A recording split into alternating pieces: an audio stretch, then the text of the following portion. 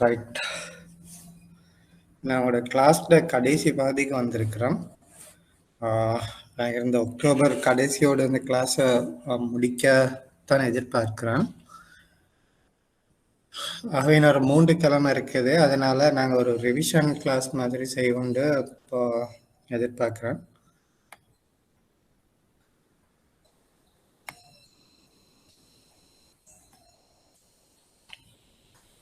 Okay, பொதுவாக நான் கடைசியாக செஞ்ச பேட்ச்ட அந்த ரிவிஷன் ஸ்லைட்ஸே தான் உங்களுக்கும் தரேன். என்று கேட்டால் அந்த பேட்சுக்கு செஞ்ச பிறகு இன்னும் ஒரு எக்ஸாம் நடக்கல.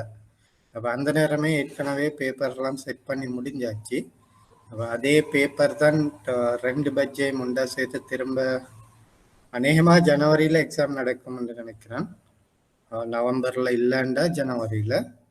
அப்போ அந்த நேரத்துக்கு ஒரு கம்பைன் பேட்ச் 2 பேட்சும் சேர்ந்து தான் இந்த எக்ஸாம் நடக்கிறது. ஆகவே அந்த லாஸ்ட் டைம் ப்ரிப்பேர் பண்ண அதே பேப்பர் தான் இந்த முறையும் அநேகமாக வரும். அதில் எந்த மாற்றம் இல்லை. நான் செய்கிற சப்ஜெக்டு கூட அப்படிதான்.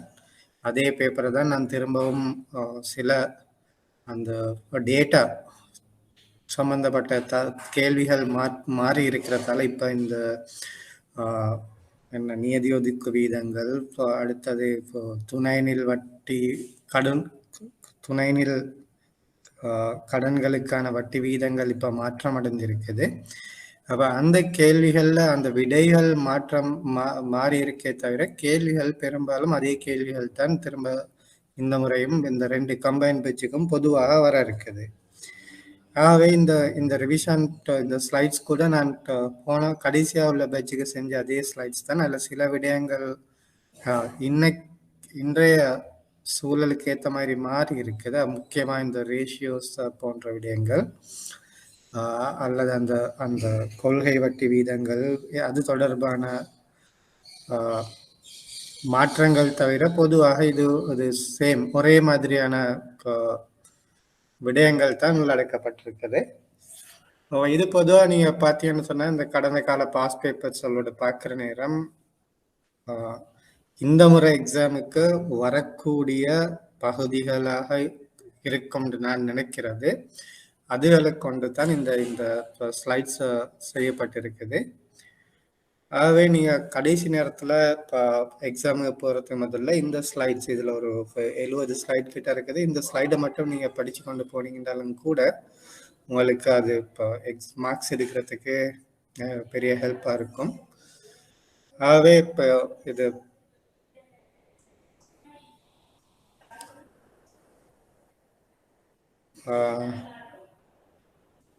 இந்த கிழமையும் அடுத்த 2 கிழமை கிட்டத்தட்ட 3 கிழமை தேவைப்படும் இந்த டியூட்ஸை முடிக்கிறதுக்கு. அப்போ நாங்கள் இப்போ இதை முடிக்கிறதோட இந்த மாத கடைசியோட உங்களோட கிளாஸை முடிக்கிறதுக்கு பிளான் பண்ணியிருக்கிறேன். ஓகே, ஸோ அந்த அடிப்படையில் இப்போ இது மீட்டல் வகுப்புன்றதால இப்போ கொஞ்சம் ஒரு ஆர்டருக்கு இருக்காது. நாங்கள் இப்போ அந்த கிளாஸில் படிக்கிற மாதிரி ஒவ்வொரு டாபிக் அந்த ஆர்டருக்கு வராது. அப்போ இன்னைக்கு அந்த இப்போ எது முக்கியமோ எதை நீங்கள் கட்டாயம் படிச்சிருக்கணுமோ எதுலேருந்து அதிகமாக கேள்வி வரும் எதிர்பார்க்கப்படுகின்றதோ அந்த பகுதிகள் மட்டும்தான் உள்ளடக்கப்பட்டிருக்குது. அந்த அடிப்படையில் உங்களோட பாடம் உங்களுக்கு தெரியும், உரிமம் பெற்ற வர்த்தக வங்கிகள் தொடர்பானது. ஆகவே இந்த வங்கி நிர்வாகத்தின் அடிப்படைகள் என்ற நேரம் அந்த வங்கி தொழில் எவ்வாறு மேற்கொள்ளப்படுகின்றது, அதனுடைய கட்டமைப்பு என்ன என்ற பற்றி நீங்கள் தெரிஞ்சிருக்கணும். ஆகவே வங்கி நிர்வாகத்தின் அடிப்படைகள் என்ற நேரம் உரிமம் பெற்ற வங்கிகள் வர்த்தக வங்கிகளை உள்ளடக்கி இருக்கும். இலங்கையின் வங்கி தொழில் நிதியியல் முறைமையில் ஆதிக்கம் செலுத்துவதாகவும் நிதியியல் முறைமையின் மொத்த சொத்துக்களில் பெரும் பங்கிற்கு கிட்டத்தட்ட 65-70% நிதி சொத்துக்களில் அளவு இந்த வர்த்தக வங்கிகளிடம் காணப்படுகின்றது. ஆகவே இது இந்த நாட்டினுடைய நிதியியல் முறைமையின் ஒரு முதுகெலும்பாக கருதப்படுகின்றது. ஒரு மிக முக்கிய ஒரு விடயமாக இந்த வர்த்தக வங்கிகள் காணப்படுகின்றன. இந்த வர்த்தக வங்கிகள் நல்ல முறையில் இயங்கும் என்று சொன்னால் எங்களோட பொருளாதாரம் மற்றது இப்போ நிதியியல் முறைமை சிறப்பாக இயங்கும். இந்த வங்கிகள் ஏதாவது பிரச்சனைகள் சிக்கல்கள் இடர்நேர்வுகள் காணப்படும் போது எமது நாட்டினுடைய பொருளாதாரமும் நிதியியல் முறைமையும் பெரிய அளவு பாதிக்கும். ஆகவே இது நிதியியல் முறைமையில் ஒரு மிக முக்கிய கூறாக கருதப்படுகின்றது. வங்கிகள் முழு பொருளாதாரத்துக்கும் திரவத்தன்மையை வழங்குகின்றது. சொத்துக்களின் இடர்நேர்வு பண்புத்தன்மைகளை பரிமாற்றுகின்றது. அடுத்தது இப்போ முதிர்ச்சி பொருத்தப்பாடின்மை பரிமாற்றம் செய்யப்படுகின்றது.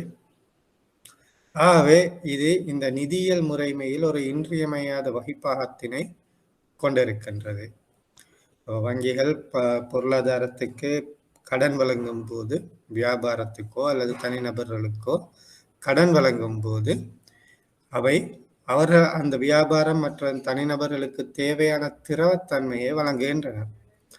அப்படி இல்லைன்னு சொன்னா அந்த வியாபாரங்களுக்கு அல்லது தனிநபர்களுக்கு பொருளாதார நடவடிக்கைகளில் ஈடுபட தேவையான மூலதனம் கிடைக்காமல் இருக்கும். எல்லாரும் கையில காசு வச்சு கொண்டு வியாபாரம் ஆரம்பிக்கிறது இல்லை, வியாபாரத்தை விஸ்தரிக்கிறது இல்லை. ஆகவே அவர்களுக்கு அந்த கடன் என்று வழங்கப்படும் போது அவர்களுக்கு தேவையான காசு கையில் வரும், அதாவது திரவத்தன்மை அவர்களுக்கு வழங்கப்படுவதால அவர்கள் அந்த திரவத்தை அந்த பணத்தை அந்த அடிஷனலாக கிடைக்கக்கூடிய அந்த பணத்தை கொண்டு அவர்களுடைய வியாபாரத்தை விருத்தி செய்யலாம், புதிய வியாபாரங்களை ஆரம்பிக்கலாம், தனிநபர்கள் அவர்களது வாழ்க்கை தரத்தை அதிகரித்து கொள்ளலாம். ரைட், அவர் காசு சேர்த்து வீடு கட்டுறேன்னு சொன்னா அது இந்த காலத்துல நடக்கவே நடக்காது. ஓகே, உங்கள்ட்ட ஏற்கனவே இப்போ உங்களோட பரம்பரை சொத்துகள் இல்லைன்னு சொன்னா நீங்க புதிதாக ஒரு வீடு ஒன்று கட்டணும்னு சொன்னா காசு நீங்க உங்களோட சம்பளத்துல இருந்து காசு சேர்த்து வீடு கட்டுறதுன்னா நீங்க ரிட்டையர்ட் ஆனதுக்கு பிறகு தான் வீடு கட்ட வேண்டி வரும். ரைட், அப்போ உங்களோட வாழ்க்கை தரம் கூட்டணும், உங்களுக்கு நல்ல வீடு ஒன்று வேணும், வசதியான வீடு ஒன்று வேணும், உங்களுக்கு வாகனம் ஒன்று தேவை, உங்களோட அந்த என்னது கன்சம்ஷன், அதாவது உங்களோட அன்றாட வாழ்க்கை செலவுகள், அவற்றுக்கு பணம் தேவை. ஆகவே இது எல்லாத்துக்கும் கடன் பெறுவதன் மூலம்தான் அந்த திரவத்தன்மை மக்களுக்கு கிடைக்கின்றது. அப்போ வங்கிகள் இந்த பொருளாதாரத்துக்கும் தனிநபர்களுக்கும் தேவையான திரவத்தன்மையை வழங்குவதிலும் அதே நேரம் அவை வேறும் சில இந்த செயற்பாடுகளை செய்கின்றது. நாங்கள் படிச்சிருக்கிறோம், முதிர்ச்சி பொருத்த பாடின்மையை நிவர்த்தி செய்தல், அதாவது குறுங்கால முதிர்ச்சித்தன்மை கொண்ட வைப்புகளை பெற்று நீண்ட கால முதிர்ச்சித்தன்மை கொண்ட கடன்களாக வழங்குவதன் மூலம் அந்த முதிர்ச்சி பொருத்த பாடின்மை நிவர்த்தி செய்யப்படுகின்றது. அதே நேரம் இடர்நேர்வு பண்பு பரிமாற்றம், அதாவது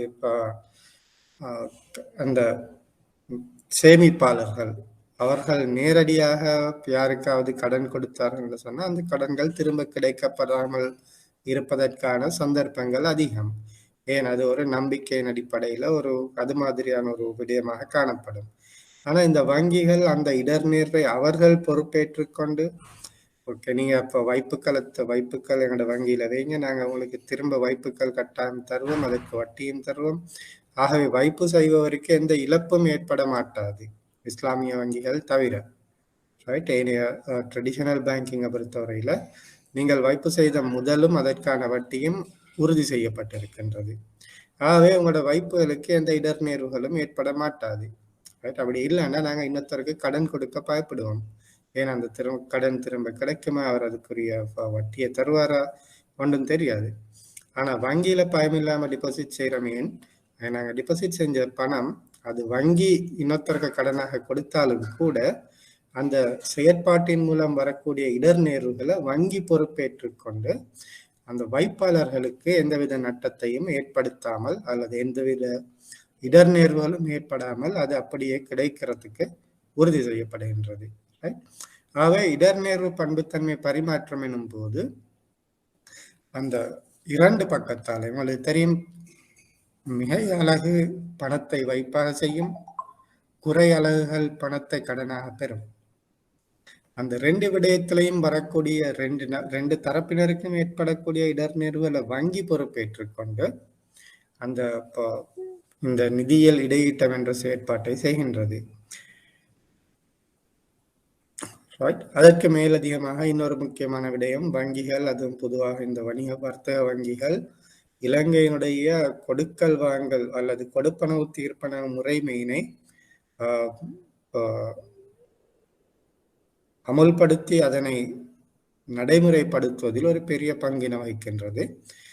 கமர்ஷியல் பேங்கிங் என்ற இந்த கமர்ஷியல் பேங்க்ஸ் இலங்கையில் இல்லை என்று சொன்னால், லைசன்ஸ் கமர்ஷியல் பேங்க்ஸ் இலங்கையில் இப்ப காணக்கூடிய எவ்வளவோ வெவ்வேறுபட்ட அட்வான்ஸ், அதாவது முன்னேற்றகரமான இந்த கொடுப்பனவு தீர்ப்பனவு முறைமைகள் இலங்கையில அமுல்படுத்த முடியாமல் போயிருக்கும்.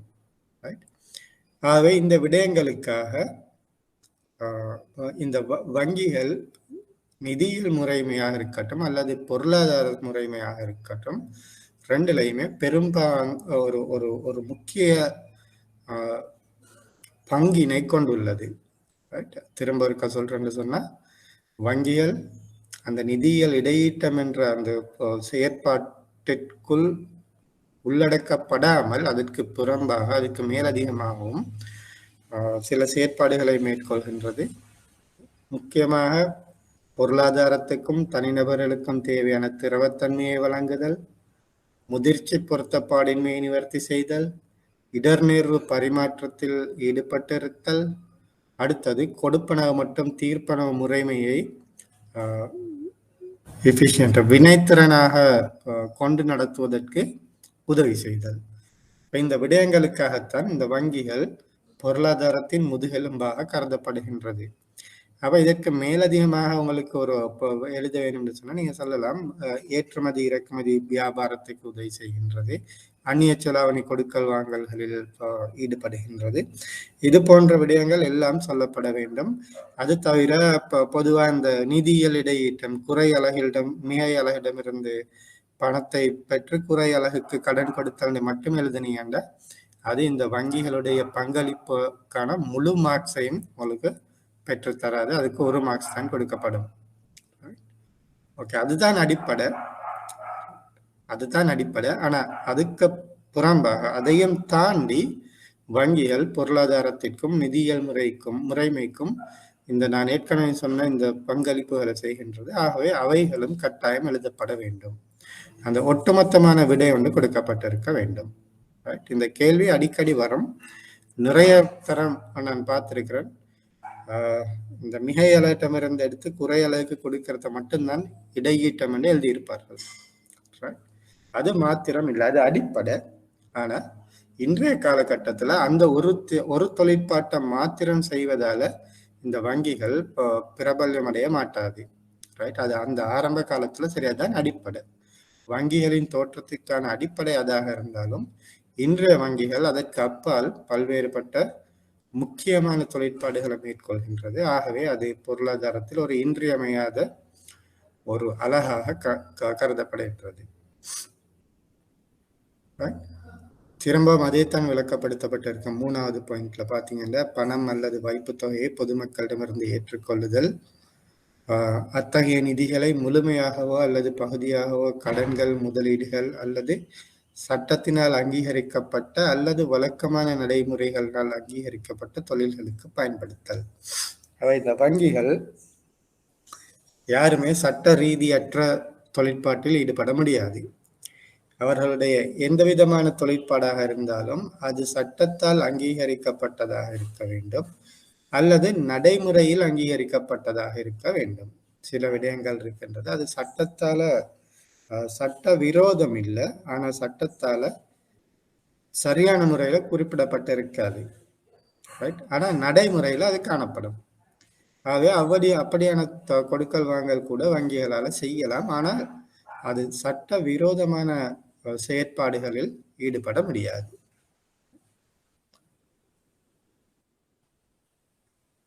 அடுத்தது வங்கிகள் கொடுப்பனவு பணிகளை வழங்குவதிலும் ஓகே, நான் இதை ஏற்கனவே உங்களுக்கு சொல்லிட்டேன். கொடுப்பனவு தீர்ப்பனவு பணிகளை வழங்குவதில் ஈடுபடுகின்றது. இதன் மூலம் அனைத்து நிறுவனங்களும் அவற்றின் நிதியியல் கொடுக்கல் வாங்கல்களை மேற்கொள்வதற்கு வினைத்திறனாக மேற்கொள்வதற்கு வசதி அளிக்கின்றது. இந்த கொடுப்பனவு தீர்ப்பனவு முறைமை இல்லை என்று சொன்னால் இன்றைய பொருளாதார நடவடிக்கைகள் எதுவுமே நடைபெற மாட்டாது. உங்களுக்கு தெரியும், காசை அடிப்படையாக கொண்ட பொருளாதாரம் இன்று காணப்படுவதில்லை. அப்ப காசுக்கு பதிலாக பல கொடுப்பனவு கருவிகள், பல்வேறுபட்ட கொடுப்பனவு கருவிகள் இன்றைய பொருளாதாரத்தில் நடைமுறையில் காணப்படுகின்றது. அப்ப காசுக்கு அடுத்தபடியாக என்ன வந்ததுன்னு கேட்டீங்கன்னா, அது காசோலை அறிமுகப்படுத்தப்பட்டது. காசோலை கொடுக்கல் வாங்கல் வந்தவுடனே இந்த கொடுப்பனவு தீர்ப்பனவு முறைமையின் தேவை அங்கு வந்துவிட்டது. பணத்தை அடிப்படையாக கொண்ட பொருளாதாரத்தில் மாத்திரமே இந்த கொடுப்பனவு தீர்ப்பனவு முறைமை ஒன்று தேவைப்படாது. ஏன்? காசு கொடுத்து பல பொருட்கள் சேவைகள் கொள்வனவு செய்யப்படும். ஆகவே அங்கு ஒரு தீர்ப்பனவு உடனடியாக நடைபெற்றுவிடும். காசு கொடுத்த உடனே அந்த கொடுக்கல் வாங்கலுக்கான தீர்ப்பனவு நடைபெற்று விட்டது. ஆகவே அங்கு ஒரு தீர்ப்பனவு முறைமை ஒன்று தேவையில்லை. ஆனா பணம் தவிர்ந்த ஏனைய கொடுப்பனவு கருவிகள் கொடுக்கல் வாங்கலுக்காக பயன்படுத்தப்படுமாக இருந்தால் அங்கு தீர்ப்பனவு உடனடியாக நடைபெற மாட்டாது. ஏன்? அடுத்த பக்கத்தில் உள்ளவருக்கு காசு இன்னும் கிடைக்கல. ஆகவே காசு கிடைக்கும் வரைக்கும் அந்த தீர்ப்பனவு நடைபெறாது. ஆகவே அங்கு ஒரு தீர்ப்பனவு முறைமை ஒன்று கட்டாயம் தேவைப்படும். ஸோ காசின் அடுத்து உங்களுக்கு தெரியும், காசோலை புழக்கத்துக்கு வந்தது. பரிமாற்று அல்லது கொடுப்பனவு கருவியாக பயன்படுத்தப்பட்டது. ஆகவே காசோலை கொடுப்பனவு தீர்ப்பனவு முறைமை ஒன்று அறிமுகப்படுத்தப்பட்டது. அதன் பின்னர் இந்த டிஜிட்டல் தொழில்நுட்பத்தின் காரணமாக ஆன்லைன் பேங்கிங், அடுத்தது digital banking, mobile banking, right, அடுத்தது இப்போ இன்னும் நிறைய இந்த டிஜிட்டல் தொழில்நுட்பத்தை அடிப்படையாக கொண்ட கொடுக்கல் வாங்கல் கருவிகள் பயன்படுத்தப்பட்டன. உங்களுக்கு ஆன்லைன் டிரான்ஸ்ஃபர் செய்யலாம். ஏடிஎம், சிடிஎம் மெஷின்கள் மூலம் கொடுக்கல் வாங்கல் செய்யலாம். ஸ்லிப்ஸ், ஆர்டிஜிஎஸ் போன்ற கொடுப்பனவு தீர்ப்பனவு முறைமைகள் அறிமுகப்படுத்தப்பட்டது. அதன் பின்னர் கொமன் ஏடிஎம் சுவிட்ச் அறிமுகப்படுத்தப்பட்டது. கடைசியாக QR code payment, right, QR code payment அறிமுகப்படுத்தப்பட்டிருக்கின்றது. டெபிட் கார்டு, கிரெடிட் கார்டு, அதுவும் ஒரு வகையான கொடுப்பனவு கருவிகள். மொபைல் பேமெண்ட், அதுவும் ஒரு வகையான கொடுப்பனவு கருவிகள். அதாவது இந்த மொபைல் ஃபோன் சிம், உங்களுக்கு தெரியும், உங்களோட ஒரு சிம்ல இருந்து இன்னொரு சிம்முக்கு சொல்லி அனுப்பலாம். அவை கூட, அல்லது அந்த மொபைல் ஆப் ஃப்ரீமி என்று கேள்விப்பட்டிருப்பீங்க. அப்படி நிறைய இருக்குது, ரைட். ஃப்ரீமி இருக்கு, அப்படி மொபைல் வாலெட் என்று சொல்லப்படுகின்றது. அப்ப இது எல்லாமே இந்த கொடுப்பனவு கருவிகளாக இன்றைய காலகட்டத்தில் பயன்படுத்தப்படுகின்றது. ஆகவே அந்த ஒவ்வொரு கொடுப்பனவு கருவிக்கும் ஒவ்வொரு தீர்ப்பனவு முறை ஒன்று அவசியம். அப்ப அது இலங்கையை பொறுத்தவரையில இந்த தீர்ப்பனவு முறைமை ரெண்டாக வகுக்கப்பட்டிருக்கின்றது. ஒன்று தெரியும், முறைமை ரீதியில் முக்கியத்துவம் வாய்ந்த தீர்ப்பனவு முறைமைகள். அதுல 2 விதமான தீர்ப்பனவு முறைமைகள் உள்ளடக்கப்படுகின்றது. ஆர்டிஜிஎஸ், அடுத்தது ஸ்கிரிப்ட்லெஸ் செக்யூரிட்டி செட்டில்மெண்ட் சிஸ்டம், SSSS என்று சொல்லக்கூடியது. அது 2 முறைமை ரீதியில் முக்கியத்துவம் வாய்ந்த தீர்ப்பனவு முறைமையாக காணப்படுகின்றது. ஏனைய தீர்ப்பனவு முறைமைகள் சில்லறை கொடுப்பனவு தீர்ப்பனவு முறைமையாக காணப்படுகின்றது. அதற்குள் செக் கிளியரிங் இருக்கின்றது, ஸ்லிப்ஸ் டிரான்சாக்ஷன்ஸ் இருக்கின்றது, கொமன் ஏடிஎம் சுவிட்ச், சிசெஃப்ட் அதாவது electronic fund transfer, QR code payment, mobile payments, right. அது எல்லாமே சில்லறை கொடுப்பனவு முறைமைக்குள் உள்ளடக்கப்படுகின்றது, ரைட். அப்ப இந்த விடயங்கள் எங்களோட டியூட்ல இருக்கு. நீங்க திரும்ப அந்த டியூட்டை படிச்சுட்டு கடைசியா இதை படிச்சீங்கன்னா உங்களுக்கு ஞாபகம் வரும், ரைட். அப்ப வங்கியில பொறுத்தவரையில அவை இந்த கொடுப்பனவு தீர்ப்பனவு முறைமையில் ஒரு முக்கிய பங்கினை வகிக்கின்றது. ஒவ்வொரு பணம் தவிர்ந்த ஏனைய ஒவ்வொரு கொடுப்பனவு கருவிக்கும் ஒவ்வொரு தீர்ப்பனவு முறைமைகள் தேவைப்படும். அப்ப அதற்காக என்னென்ன தீர்ப்பனவு முறைமைகள் இருக்கின்றது என்று நீங்க தெரிஞ்சிருக்கணும். அது எவ்வாறு முக்கிய 2 தீர்ப்பனவு முறைமையாக பிரிக்கப்பட்டிருக்கின்றது, அதற்குள் என்னென்ன உள்ளடங்குகின்றது. அப்ப சில்லறை கொடுப்பனவு முறைமை அதுக்குள் என்னென்ன வருது, முறைமை ரீதியில் முக்கியத்துவம் வாய்ந்த கொடுப்பனவு என்னென்ன வருது, அதெல்லாம் தெரிஞ்சிருக்கணும். ஓகே. அடுத்தது வங்கியினுடைய தொழிற்பாட்டை பார்க்கிற நேரம், மறுபுறத்தில் வங்கிகள் சொத்துக்கள் மற்றும் பொறுப்புகளின் முதிர்ச்சியில் காணப்படும் பொருத்தமற்ற தன்மை மற்றும் அவற்றுக்கிடையான தொடர்புகள் என்பவற்றின் ஓரளவு காரணமாக அவை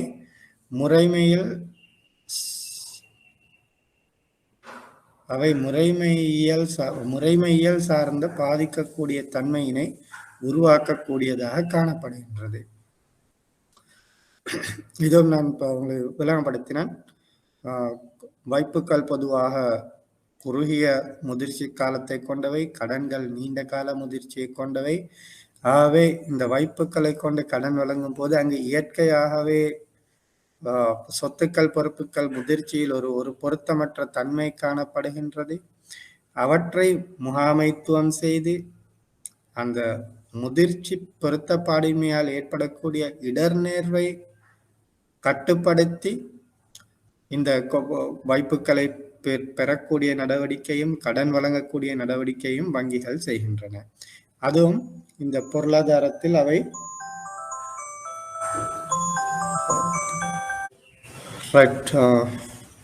அப்ப பொருத்தப்பாடின்மையை அந்த முதிர்ச்சி பொருத்தப்பாடின்மையை குறைத்து அந்த கொடுக்கல் வாங்கலை பூர்த்தி செய்யக்கூடியதும் இந்த வங்கிகளால் மேற்கொள்ளக்கூடிய ஒரு முக்கியமான விடயமாக காணப்படுகின்றது. ஆகவே இந்த வங்கிகள் நிதியியல் முறைமையில் நம்பகத்தன்மையினை பேணுவதில் ஒரு பங்களிப்பை கொண்டிருப்பதாலும் ஏதேனும் இடர்நேர்வு மற்ற அனைத்து நிதியியல் மற்றும் நிதி அல்லா நிறுவனங்களையும் இறுதியில் பொருளாதாரத்தையும் பாதிக்கக்கூடியதாக காணப்படுகின்றது. ஆகவே இந்த வங்கிகளுடைய ஆற்றல் வாய்ந்த தன்மையை பாதுகாத்தல் மிக முக்கியமாக காணப்படுகின்றது. அப்படி இல்லை என்று சொன்னால் அந்த குறிப்பிட்ட வங்கி மட்டும் தோல்வி அடைகிறதோட முடியாது. அது ஏனைய வங்கிகளை பாதிக்கும், ஏனைய நிதி நிறுவனங்களை பாதிக்கும், கடைசியில ஒட்டுமொத்த பொருளாதாரத்தையும் பாதிக்கக்கூடியதாக காணப்படும். இதற்கு நாங்கள் என்ன பெயர் சொல்லப்படும் என்று கேட்டால் முறைமை ரீதியான இடர்நேர்வு, ரைட்? சிஸ்டமிக் ரிஸ்க், முறைமை ரீதியிலான இடர்நேர்வு. அப்ப அந்த ஒட்டுமொத்த முறைமை, பொருளாதார முறைமை அல்லது நிதியியல் முறைமையும் இந்த ஒரு வங்கியினுடைய தோல்வி காரணமாக பாதிக்கக்கூடிய வாய்ப்புகள் அதிகமாக காணப்படுகின்றது. ஆகவே இந்த வங்கிகளுடைய இந்த ஸ்டெபிலிட்டி, அதாவது இந்த ஆற்றல் வாய்ந்த தன்மை, அது பாதுகாக்கப்பட வேண்டியது ஒரு முக்கிய விடயமாக காணப்படுகின்றது.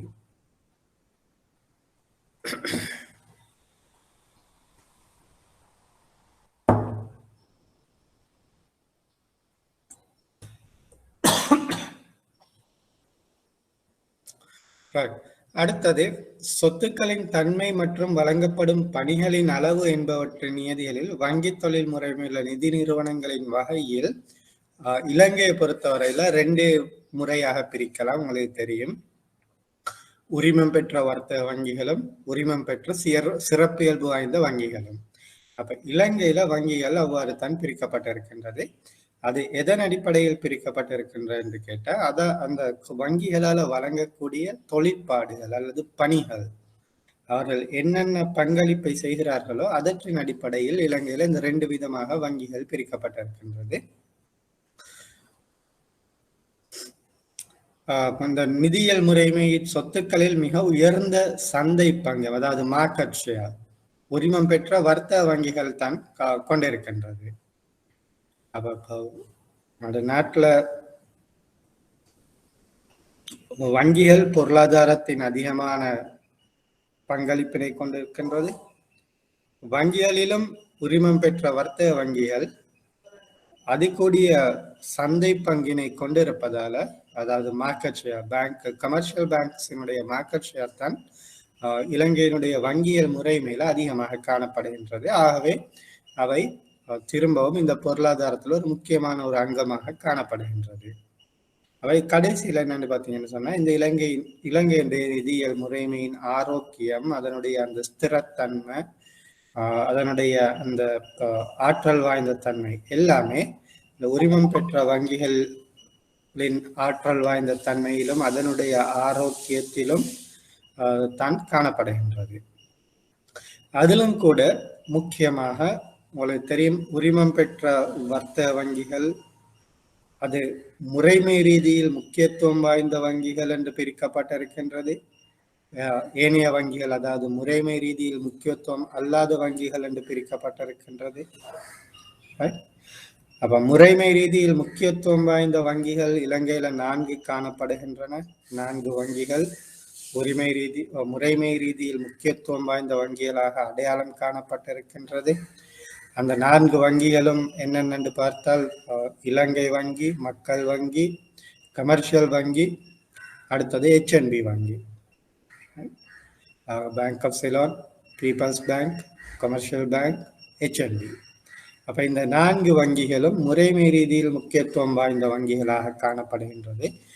அப்படி அதால என்ன சொல்லப்படுதுன்னு கேட்டீங்கன்னா, இந்த 4 வங்கிகள்ல ஏதாவது ஒரு வங்கி தோல்வி அடையுமாக இருந்தால் நாட்டினுடைய முழு வங்கியியல் முறைமையும் முழு நிதியியல் முறைமையும் தோல்வியடையும். அப்ப இது தவிர ஏனைய வங்கிகளில் ஏதாவது ஒன்று தோல்வியடையுமாக இருந்தால் அது அந்த வங்கியை மட்டும்தான் பாதிக்கும், அல்லது ஒரு அதனுடைய தாக்கம் ஒரு சிறிதளவு தாக்கமாக காணப்படும்.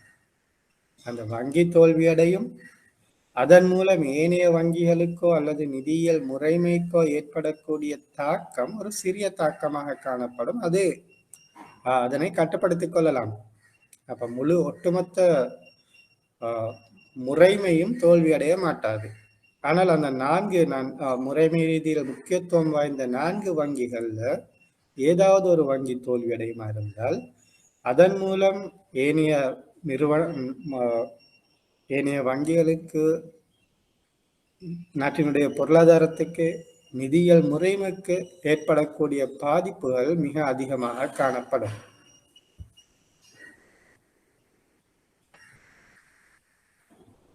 ஓகே, அப்ப அதுதான் நீங்க இந்த வங்கிகளுடைய வகிப்பாகம், அதாவது நிதியியல் முறைமையிலோ அல்லது பொருளாதாரத்திலோ அதனுடைய பங்களிப்பு என்னன்ற ஒரு கேள்வி வரும்டா, அப்ப நீங்க இந்த 3 ஸ்லைட்ஸ்லயும் இருந்த விடயங்கள்ல முக்கியமான விடயங்களை நீங்க எழுதுனீங்கன்னா போதுமா? இல்ல எல்லாமே எழுத தேவையில்லை, அதுல எது முக்கியம், எது உங்களுக்கு ஞாபகத்துக்கு வருதோ அதை நீங்க எழுதுனீங்கன்னா போதும். அடுத்தது வங்கி நிர்வாகத்தின் அடிப்படையில தான் நாங்க இன்னும் இருக்கிறோம். அப்ப இதுல வங்கி நிதியீட்டாளர்கள், அதாவது வங்கிகள் நிதியியல் இடையீட்டாளர், ஃபைனான்சியல் இன்டர்மீடியரிஸ் என்று அழைக்கப்படுகின்றார்கள். அப்ப இந்த இடையீட்டம் என்பது தான் நாங்க ஏற்கனவே ஆரம்பத்துல படிச்சிருக்கிற அந்த பேசிக் கன்செப்ட். அப்ப சேமிப்பாளர்களையும் கடன் பெறுபவர்களையும் ஒன்றிணைக்கின்ற ஒரு தொழிற்பாடு, அதான் நிதியியல் இடையீட்டம் என்று சொல்லப்படுகின்றது. அப்ப நிதியியல் இடையீட்டாளர் என்பது பொதுவாக கடன் வழங்குபவரையும் கடன் வாங்குபவருக்கும் இடையில் மறைமுகமாக நிதிகளை வழங்குவதற்கான ஒரு நிறுவனம், ஒரு பரிமாற்றம் செய்வதற்கான ஒரு நிறுவனம்.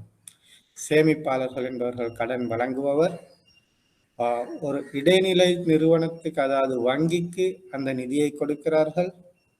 அந்த இடைநிலை நிறுவனம், அதாவது அந்த வங்கி நிதி தேவைப்படுபவர்களுக்கு கடனாக கொடுக்கின்றது. இதுதான் அந்த செயற்பாடு. அப்ப வங்கி என்பது ஒரு இடைநிலை நிறுவனமாக காணப்படுகின்றது. அவர்கள் சேமிப்பாளர்களிடமிருந்து பணத்தை பெற்றுக்கொள்வார்கள், பணம் தேவையானவருக்கு அந்த பணத்தை கொடுப்பார்கள். ஆகவே இவர்கள் நிதி இடைத்தரகர்கள் என்றும் சொல்லப்படுவார்கள். நிதி இடைத்தரகர்கள் கடன் வாங்க விரும்பும் நிதி பற்றாக்குறை உள்ளவர்களையும் நிதி அதிகமாக காணப்படும் கடன் கொடுக்க விரும்புபவர்களையும் ஒன்றிணைக்கும். அப்ப இதுல நான் ஏன் இந்த ஒரே விடயத்தை திரும்ப சொல்லி இருக்கிறேன்னு கேட்டா, இந்த வசனங்கள், அதாவது ஒவ்வொரு இடத்துல பாருங்க, நான் ஒவ்வொரு சொற்பிரயோகம் பயன்படுத்தப்பட்டிருக்குது. அப்போ கேள்வியில இதுல ஏதாவது ஒரு சொற்பிரயோகம் வரலாம், ரைட்? அப்ப நாங்க அப்படி விளங்கி கொள்ளலன்னா சில நேரம் குழப்பமடைய. இப்ப நாங்க படிச்சிருக்கிறோம் நிதியியல் இடையீட்டாளர்னு தான் படிச்சிருக்கிறோம், இப்ப நிதி இடைத்தரகர்ந்து வந்திருக்கு, இது எதுவும் வேற ஏதாவது அல்லது அதேவான்றது கொஞ்சம் குழப்பமாயிடும். ஆகவேத்தான் இந்த ஒரே விடயம் திரும்ப அந்த பல்வேறு சொற்பிரயோகங்களை கொண்டு வேற விதமாக சொல்லப்பட்டிருக்குது ஒரே விடயத்தை. ஏன்னு கேட்டா அந்த கேள்வி எடுக்கிற நேரம் இந்த இது மாதிரி கொஞ்சம் கொஞ்சம் வித்தியாசமா தான் கேள்வி எடுப்பார்கள். அந்த எந்த நாளும் பாவிக்கக்கூடிய சொற்பிரயோகம் கொஞ்சம் குறைவா காணப்படும். ஓகே, அப்ப நிதி இடைத்தரகர் என்று சொன்னாலும் கூட அந்த நிதியியல் இடையீட்டம் இந்த வங்கி தொழிற்பாடு பற்றி தான் சொல்லப்படுகின்றது. அப்ப இவற்றை செய்வதன் மூலம் அவர்கள் முதிர்ச்சி மற்றும் இடர்நேர்வு மாற்றத்தின் நன்மைகளை வழங்குகின்றது. இப்ப நாங்க இந்த சொற்பிரயோகம் ஏற்கனவே படிக்கல ரைட். முதிர்ச்சி மற்றும் இடர்நேர்வு மாற்றத்தின் நன்மைகள் என்று இப்ப நாங்க படிச்சோம் என்ன, முதிர்ச்சி பொருத்தப்பாடின்மையை குறைக்கும், இடர்நேர்வை குறைக்கும் தான் படிச்சிருக்கிறோம். அப்ப கேள்வியில கேட்கிற நேரம் அவன் கேட்கலாம், இந்த முதிர்ச்சி மற்றும் இடர்நேர்வு மாற்றத்தை நன்மைகள் என்னன்னு கேட்கலாம். ஆகவே இந்த எப்படி கேள்வி கேட்டாலும் அது அந்த ஒரே விடயம்ன்றத நீங்க விளைவிக்கோங்க. இந்த சொற்பிரயோகம் வித்தியாசமா இருக்குன்றதால நீங்க உங்களோட அதாவது இப்போ குழப்பமடைய தேவையும் இல்லை, விடயம் மாத்தி எழுத தேவையும் இல்லை.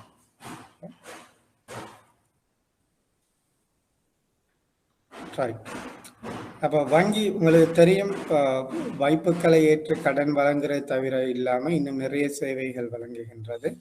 அப்ப அதுல ஆரம்ப சேவை அல்லது முதன்மை சேவை தான் பேசிக் ஃபங்க்ஷன்.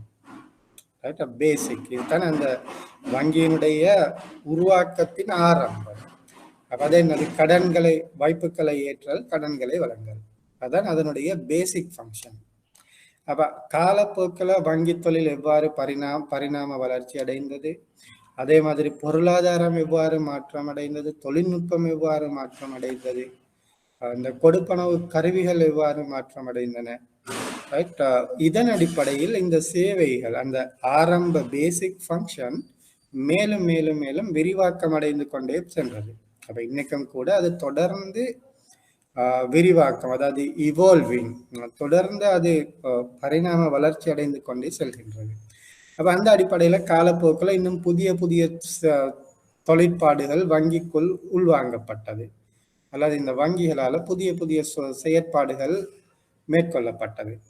அப்ப அதுல என்னது, சர்வதேச கொடுக்கல் வாங்கலுக்கு உதவி அளித்தல், அதாவது பொதுவாக ஏற்றுமதி இறக்குமதி வியாபாரம், ரைட், அவற்றுக்கு உதவி அளித்தல், அந்நிய செலாவணி கொள்வனவு விற்பனைகள் மேற்கொள்ளுதல், நிதியியல் பெறுதிகள் வழங்குதல். அப்ப இது வந்து மிக அண்மையில வங்கிகளால அறிமுகப்படுத்தப்பட்டது உண்டு. கொடுப்பனவு தீர்ப்பன வசதிகள் வழங்கல், இணைய வங்கி சேவைகள் அல்லது டிஜிட்டல் வங்கி சேவைகளை வழங்குதல். அப்ப இது போன்ற அந்த காலத்திற்கேற்ப புதுசாக அந்த வங்கியினுடைய செயற்பாடுகள், அவற்றால் வழங்கக்கூடிய பணிகள் விரிவாக்கம் அடைந்து கொண்டே போகும். அப்ப இது தொடர்ந்து நடந்து கொண்டே இருக்கும், ஒரு முடிவு கொண்டு இருக்காது. ஓகே, அடுத்தது இந்த வங்கியினுடைய இந்த மாடல், அவர்கள் இந்த வங்கி தொழில் எவ்வாறு மேற்கொள்ளப்படுகின்றது. இது ஒவ்வொரு விதமா வங்கியை பிரிக்கிறோம். முதலாவது என்னது, உரிமத்தின் அடிப்படையில பிரிச்சோம். உரிமம் வழங்கப்பட்ட வர்த்தக வங்கி, உரிமம் வழங்கப்பட்ட சிறப்பியல்பு வாய்ந்த வங்கி. அடுத்தது நிதியியல் முறைமையில அதனுடைய முக்கியத்துவத்தை கொண்டு பிரிச்சோம். அதே எப்படி முறைமை ரீதியில் முக்கியத்துவம் வாய்ந்த வங்கிகள் என்றும் ஏனைய வங்கிகள் என்றும், ரைட். அப்ப இது இன்னொரு வங்கியினுடைய தொழிற்பாட்டின் அடிப்படையில் வங்கிகள் எவ்வாறு பிரிக்கலாம். அதுல எத்தனையோ பிசினஸ் மாடல்ஸ் காணப்படுகின்றது. நீங்க பாஸ் பேப்பரை பார்த்தீங்கன்னாலும் கூட ஒவ்வொரு பாஸ் பேப்பர்லையும் ஒவ்வொரு மாடலை பத்தி கேள்வி கேட்டிருக்கிறாங்க, ரைட். அப்ப இந்த மாடல் எப்படி, எதன் அடிப்படையில இந்த வங்கிகள் பிரிக்கப்படுதுன்னு கேட்டீங்கன்னா, அவர்களால் வழங்கக்கூடிய அந்த தொழிற்பாடுகள், அவர்களுடைய பணிகளை அடிப்படையாக கொண்டு இந்த வங்கிகள் பிரிக்கப்படக்கூடிய விதம், ரைட். அப்ப கூட்டு நிறுவன வங்கி தொழில் மாதிரி, இங்கிலீஷ்ல வந்து கோஆபரேட் பேங்கிங் மாடல் என்று சொல்வார்கள். அப்ப இந்த கோஆபரேட் பேங்கிங் என்ற நேரமே அதனுடைய விட அதுக்குள்ள இருக்குது, அந்த மாடல் என்னன்றது அதுக்குள்ள இருக்குது. அப்ப இவர்களுடைய இந்த வங்கி தொழில் வியாபாரம் கோஆபரேட் கம்பெனிகள், கூட்டு நிறுவனங்களுடன் மாத்திரமே அல்லது பெரும் பகுதியான 190% கொடுக்கல் வாங்கல் இந்த கூட்டு நிறுவனங்களோடு காணப்படும், அதாவது இந்த கோஆபரேட் கம்பெனிஸோட காணப்படும். பட் இந்த பிஸ்னஸ் மாடல்ல ஒரு ஒரு ஒரு லேசான விடயம் வந்து அதுதான், அதனுடைய பெயர்ல அந்த விட இருக்குது. உங்களோட கேள்விக்குள்ளே அந்த விடை இருக்குது. ரைட்? அப்ப கூட்டு நிறுவன வங்கி தொழில் மாதிரி என்ற நேரம் அவை அவற்றினுடைய பெரும்பான்மையான, அதாவது கிட்டத்தட்ட 90% அதிகமான தொழிற்பாடுகள் இந்த கூட்டு நிறுவனங்களுடனான தொழிற்பாடுகளாக காணப்படும். ஓகே, அப்ப இவற்றினுடைய சிறப்பு அம்சங்கள் என்னன்னு பார்த்தீங்கன்னு சொன்னா, பாரிய வியாபார நிறுவனங்கள், கம்பெனிகள், வியாபார குழுமங்களுடன் அவை அந்த வங்கி தொழில் பாட்டினை மேற்கொள்ளும்.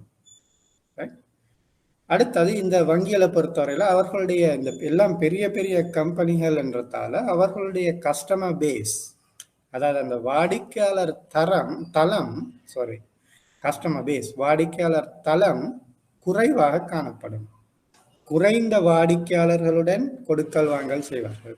அந்த பேங்க் எடுத்து பார்த்தீங்கன்னா அங்கே ஒரு மொத்தமாகவே அவர்களுடைய கஸ்டமர் பேஸ் ஒரு 100 கஸ்டமராக தான் இருப்பார், அல்லது ஒரு 100, 200 அப்படி தான் இருப்பாங்க. அப்ப சிறிய எண்ணிக்கையாக வாடிக்கையாளர் தளம் ஒன்றுக்கு அது சேவை வழங்கும். இவர்களுக்கு சேவை வழங்கலுக்கான செயற்பாட்டு செலவு அதிகமாக காணப்படும். ஏன்? எல்லாம் பெரிய கம்பெனிகள். அப்ப அவர்களை நல்லா கவனிக்கணும். வார வர கியூல நிப்பாட்டு இல்லாது, வார வரைக்கு கண் குளிர்ச்சியா இருக்கணும். அவர் அந்த பேங்க்ல இருந்து கொண்டே அவரோட பிஸ்னஸ் செய்யாரு. அப்போ அவருக்கு ஃப்ரீ வைஃபை கனெக்ஷன் கொடுக்கணும், ஏசி பண்ணி இருக்கணும், வேறு இருக்கிறதுக்கு இப்போ சோஃபாஸ் அது மாதிரி போட்டு இருக்கணும், அந்த பிரான்ச்சினுடைய அந்த இது கண் குளிர்ச்சியா இருக்கணும், ஒரு டிவி ஒன்று வச்சிருக்கணும். ரைட்? ஆகவே இவர்களுக்கு இந்த தேவையில்லாத இந்த செலவுகள் வந்து அதிகமாக காணப்படும். அடுத்தது இடர்நேர்வும் அதிகம். ஏன்? இவர்கள் வந்து பெரிய அளவிலான கொடுக்கல் வாங்கல் தான் செய்வார்கள். அப்ப இவர்கள் கொடுக்கக்கூடிய கடன்கள் பெரிய தொகையில காணப்படும், ஏற்றுக்கொள்ளக்கூடிய வாய்ப்புகளும் பெரிய தொகையில காணப்படும்.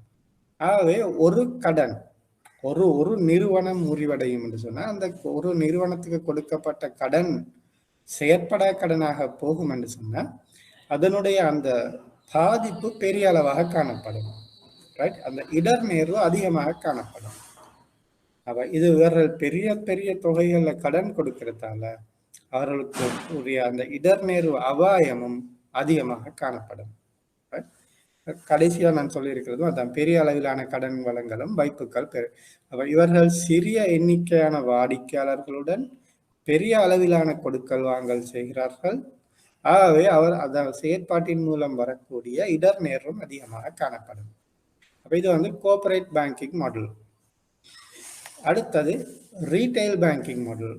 அண்ட் அப்ப இந்த கோஆபரேட் பேங்கினுடைய ஆப்போசிட் வந்து ரீட்டைல் பேங்கிங். அப்ப இதுல உங்களுக்கு தெரியும், ரீட்டைல் கஸ்டமர் சில்லறை வங்கி தொழில் மாதிரி என்ற நேரம் அவர்கள் சில்லறை வாடிக்கையாளர் அல்லது அந்த சிறிய வியாபாரங்கள், தனிநபர்கள், அதுதான் சில்லறை. ரீட்டைல் என்றது அதுதான், சின்ன சின்ன பிசினஸும். அடுத்தது இண்டிவிஜுவல், தனிநபர்கள். அவர்களுக்கு தேவையான வங்கி தொழில் நடவடிக்கையில் ஈடுபடுவார்கள். அவ இந்த மாதிரியான வங்கிகள் எடுத்து பார்த்தீங்கன்னு சொன்னா பெரும்பான்மையான வாடிக்கையாளர்கள் இந்த சிறிய வியாபாரங்களாகவும் தனிநபர்களாகவும் காணப்படுவார்கள். அப்ப இவர்களுடைய கஸ்டமர் பேஸ், அந்த நம்பர் ஆஃப் கஸ்டமர்ஸை பார்த்தீங்கன்னா அது பரந்த அளவுல காணப்படும். ஏன்? எல்லாம் சின்ன சின்ன வாடிக்கையாளர், அப்ப நிறைய கஸ்டமர் இருப்பாங்க. அதே மாதிரி இவர்களால் வழங்கக்கூடிய கடன்களும் பெற்றுக்கொள்ளக்கூடிய வாய்ப்புகளும் சிறிய அளவாக காணப்படும். ரைட்? நிறைய கஸ்டமர், சிறிய அளவிலான கொடுக்கல் வாங்கல். கோஆபரேட் பேங்கிங் என்ற நேரம் குறைந்த கஸ்டமர்கள், பெரிய அளவிலான கொடுக்கல் வாங்கல். ஓகே, அப்ப இவர்களுக்கு இந்த சேவை வழங்குவதற்கான செயற்பாட்டு செலவுகள் குறைவாக காணப்படும். ஏன்? இவரை கியூல நிப்பாட்டி வைக்கலாம், ரைட்? இல்லை ஒரு சின்னொரு இடத்த வச்சு அதுக்குள்ள வந்து இருங்கன்னு சொல்லலாம். இவருக்கு அந்த தேவையான அந்த சொகுசு, லக்ஸரி, அந்த அரேஞ்ச்மெண்ட்ஸ் தேவையில்லை. ரைட்?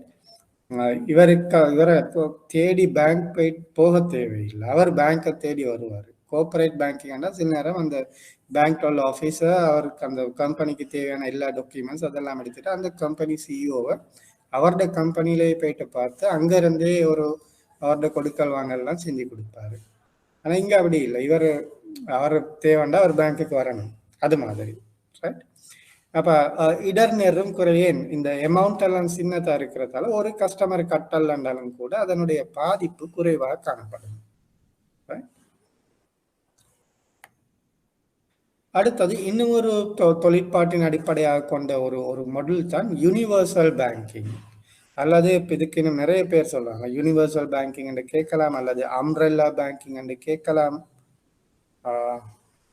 அப்படி இருக்குது. அப்ப இது வந்து அனைவருக்குமான வங்கி தொழில் மாதிரி. அப்ப இதுலயும் உங்களுக்கு விட இருக்குது. இங்க என்ன, கோஆபரேட் பேங்க்கும் வரலாம், சாரி கோஆபரேட் கம்பெனிஸும் வரலாம், ரீட்டைல் கஸ்டமரும் வரலாம், இன்வெஸ்ட்மெண்ட் பேங்க்கும் வரலாம், இன்சூரன்ஸும் வரலாம். இது நான் உங்களுக்கு சொல்லியிருக்கிறேன். யூனிவர்சல் அல்லது அம்ப்ரெல்லா பேங்கிங் என்றது ஒரு சூப்பர் மார்க்கெட் மாதிரி. அப்ப நீங்க சூப்பர் மார்க்கெட் ஒன்றுக்கு போனீங்கன்னா உங்களுக்கு என்னென்ன தேவையோ எல்லாத்தையும் ஒரே இடத்துல கொள்வனவு செஞ்சு கொள்ள முடியும். ரைட். அப்போ அப்படி இல்லைன்னு சொன்னால் நீங்கள் இப்போ ஒவ்வொரு தேவைக்கும் ஒவ்வொரு கடைக்கு போகணும். மீன் எடுக்கிறேன்டா ஃபிஷ் மார்க்கெட்டுக்கு போகணும், இறைச்சி எடுக்கிறேன்டா இறைச்சி கடைக்கு போகணும், கோழி எடுக்கிறேன்டா அந்த கடைக்கு, மரக்கறியண்டா வெஜிடபிள் கடை, அரிசி சீனியண்டா வேறு, மருந்துண்டா ஃபார்மசி. ஆனால் சூப்பர் மார்க்கெட்டுக்கு போனீங்கன்னா எல்லாம் ஒரே இடத்துல வாங்கிடலாம்.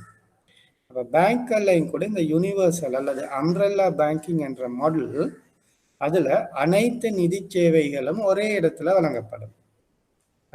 அவை இது ஒரு அனைத்தையும் உள்ளடக்கிய அல்லது அனைவருக்குமான வங்கி தொழில் என்று சொல்லப்படுகின்றது. அப்ப இங்க வர்த்தக வங்கி தொழில், முதலீட்டு வங்கி, இன்வெஸ்ட்மெண்ட் பேங்கிங், காப்புறுதி சேவை உட்பட பல்வேறு நிதியியல் சேவைகள் ஒரே கூரையின் கீழ் வாடிக்கையாளருக்கு வழங்கப்படுகின்றது. அப்போ ஒரே நிறுவனத்துக்குள்ள ஒரே சூப்பர் மார்க்கெட்டுகளுக்கு எல்லாமே வாங்கிக் கொள்ளலாம். ஒரே கூரையின் கீழ் பல்வேறு சேவைகள் வழங்கப்படுவதால் வாடிக்கையாளருக்கு இலகுவாக சேவைகளை வழங்க முடிகின்றது. ரைட். அப்ப ஒரே கஸ்டமரை தேவையான எல்லாத்தையும் வித்துக் கொள்ளலாம். ஓகே.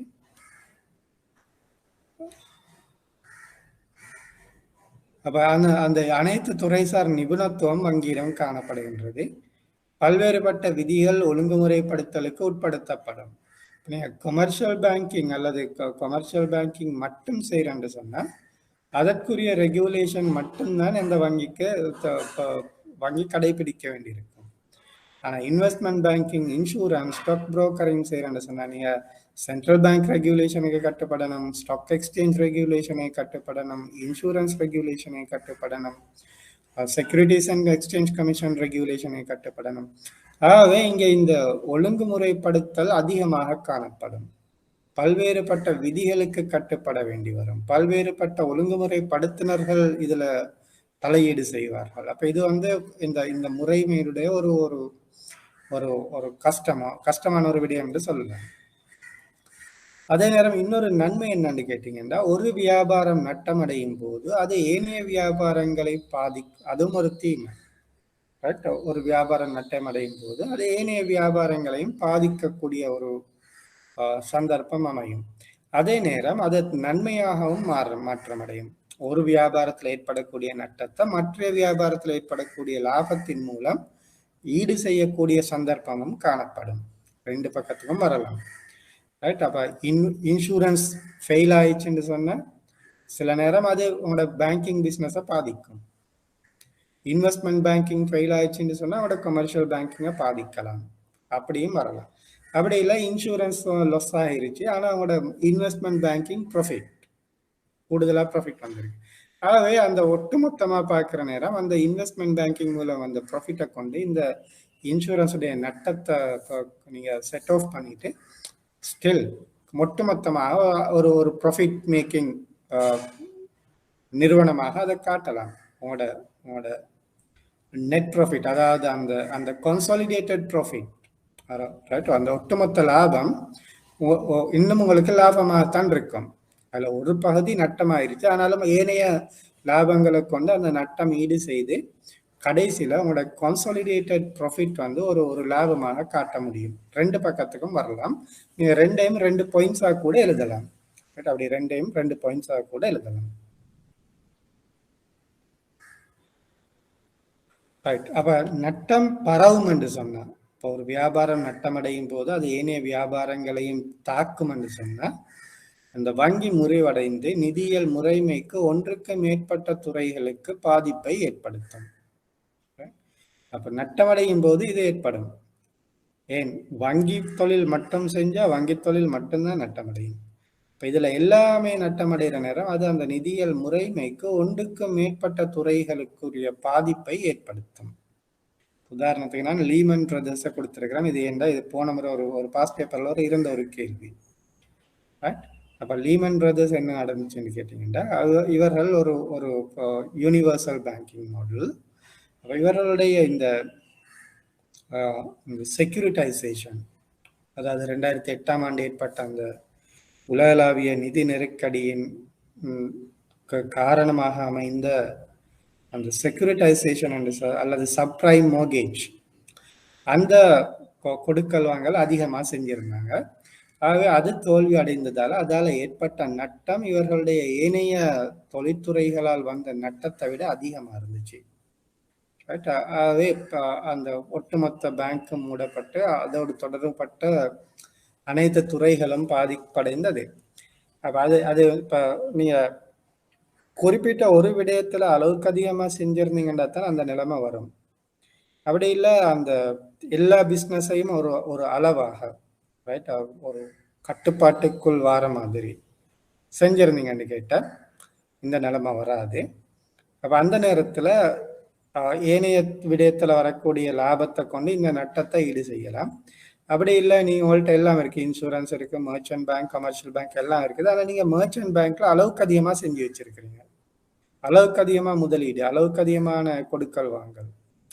அப்ப அப்படி இருக்கிறேன். இப்போ லீமன் பிரதருக்கு அதுதான் உண்மையிலே நடந்தது. அவர்கள்ட்ட எல்லாம் இருந்தாலும் கூட அந்த சப்ரைம் மோர்கேஜுடைய அளவு மிக அதிகமாக காணப்பட்டது. அப்ப அதால ஏற்பட்ட நட்டத்தை ஏனைய துறைகளால வந்த லாபத்தால ஈடு செய்ய முடியாத ஒரு நிலைமை ஏற்பட்டது. அது உண்மையிலே அந்த அந்த வங்கியினுடைய போர்ட்போலியோ மேனேஜ்மெண்ட்ல காணப்பட்ட ஒரு குறைபாடு. போர்ட்போலியோ என்பது அந்த இதெல்லாம் ஒவ்வொரு போர்ட்போலியோ, இன்வெஸ்ட்மெண்ட் என்பது ஒரு போர்ட்போலியோ, கமர்ஷியல் பேங்கிங் இன்னொரு போர்ட்போலியோ, இன்சூரன்ஸ் இன்னொரு போர்ட்போலியோ. அப்போ அது போர்ட்போலியோ மேனேஜ்மெண்ட்ல காணப்பட்ட குறைபாடு. ஆனால் அப்படி நடக்கிறதுக்கு சான்ஸ் இருக்குது. அப்போ நீங்க ரெண்டு விதமாகவும் விடை எழுதலாம். அது ரெண்டுமே சரிதான்.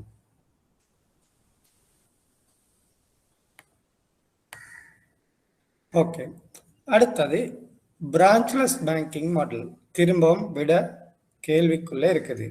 கிளைகள் அற்ற வங்கி தொழில். அப்ப அங்க பாத்தீங்கன்னு சொன்னா அவர்களுக்கு பிரான்ச்சஸ் ஒன்றும் இருக்காது. அப்ப இது ஏன் எதோடு தொடர்பட்டிருக்குன்னா, இன்றைய இந்த தொழில்நுட்ப வளர்ச்சியோடு இந்த முறை, இந்த பிசினஸ் மாடல் இந்த தொழில்நுட்ப வளர்ச்சியோடு அறிமுகப்படுத்தப்பட்டது. அப்ப இப்ப எல்லாமே எங்க பிரான்ச்சஸ் இருக்காது. ஒரு சின்ன ஒரு இடத்துல ஒரு 4-5 மெஷினை போட்டு வச்சிருப்பாங்க. அப்புறம் இப்போ இன்டர்நெட் பேங்கிங் கொடுத்துருப்பாங்க, மொபைல் பேங்கிங் கொடுத்துருப்பாங்க, அந்த ஃபெசிலிட்டிஸ் இருக்கும். அப்போ பெரிய அளவில் பிரான்ச்சஸ் இருக்காது. ஆனால் இலங்கையை பொறுத்தவரையில் இன்னுமே இது இப்போ நல்ல ஒரு பெரிய அளவில் இல்லை. ஆனால் நீங்கள் வெளிநாடுகள் எடுத்து பார்த்தீங்கன்னு சொன்னால் அங்கே இப்போ இந்த பேங்க் பிரான்ச்சஸ் திறக்கிறதுக்கான அந்த அந்த வழக்கம் குறைவடைந்திருக்குது. ரைட். அப்போ அங்கே எல்லாம் மெஷின்ஸ் தான் இருக்கும், எல்லாம் மெஷின் தான் இந்த பேங்கிங் பிஸ்னஸை செய்யும். ரைட். ஆனால் இலங்கையில் இன்னும் பிரான்ச் மாடல் இருக்குது.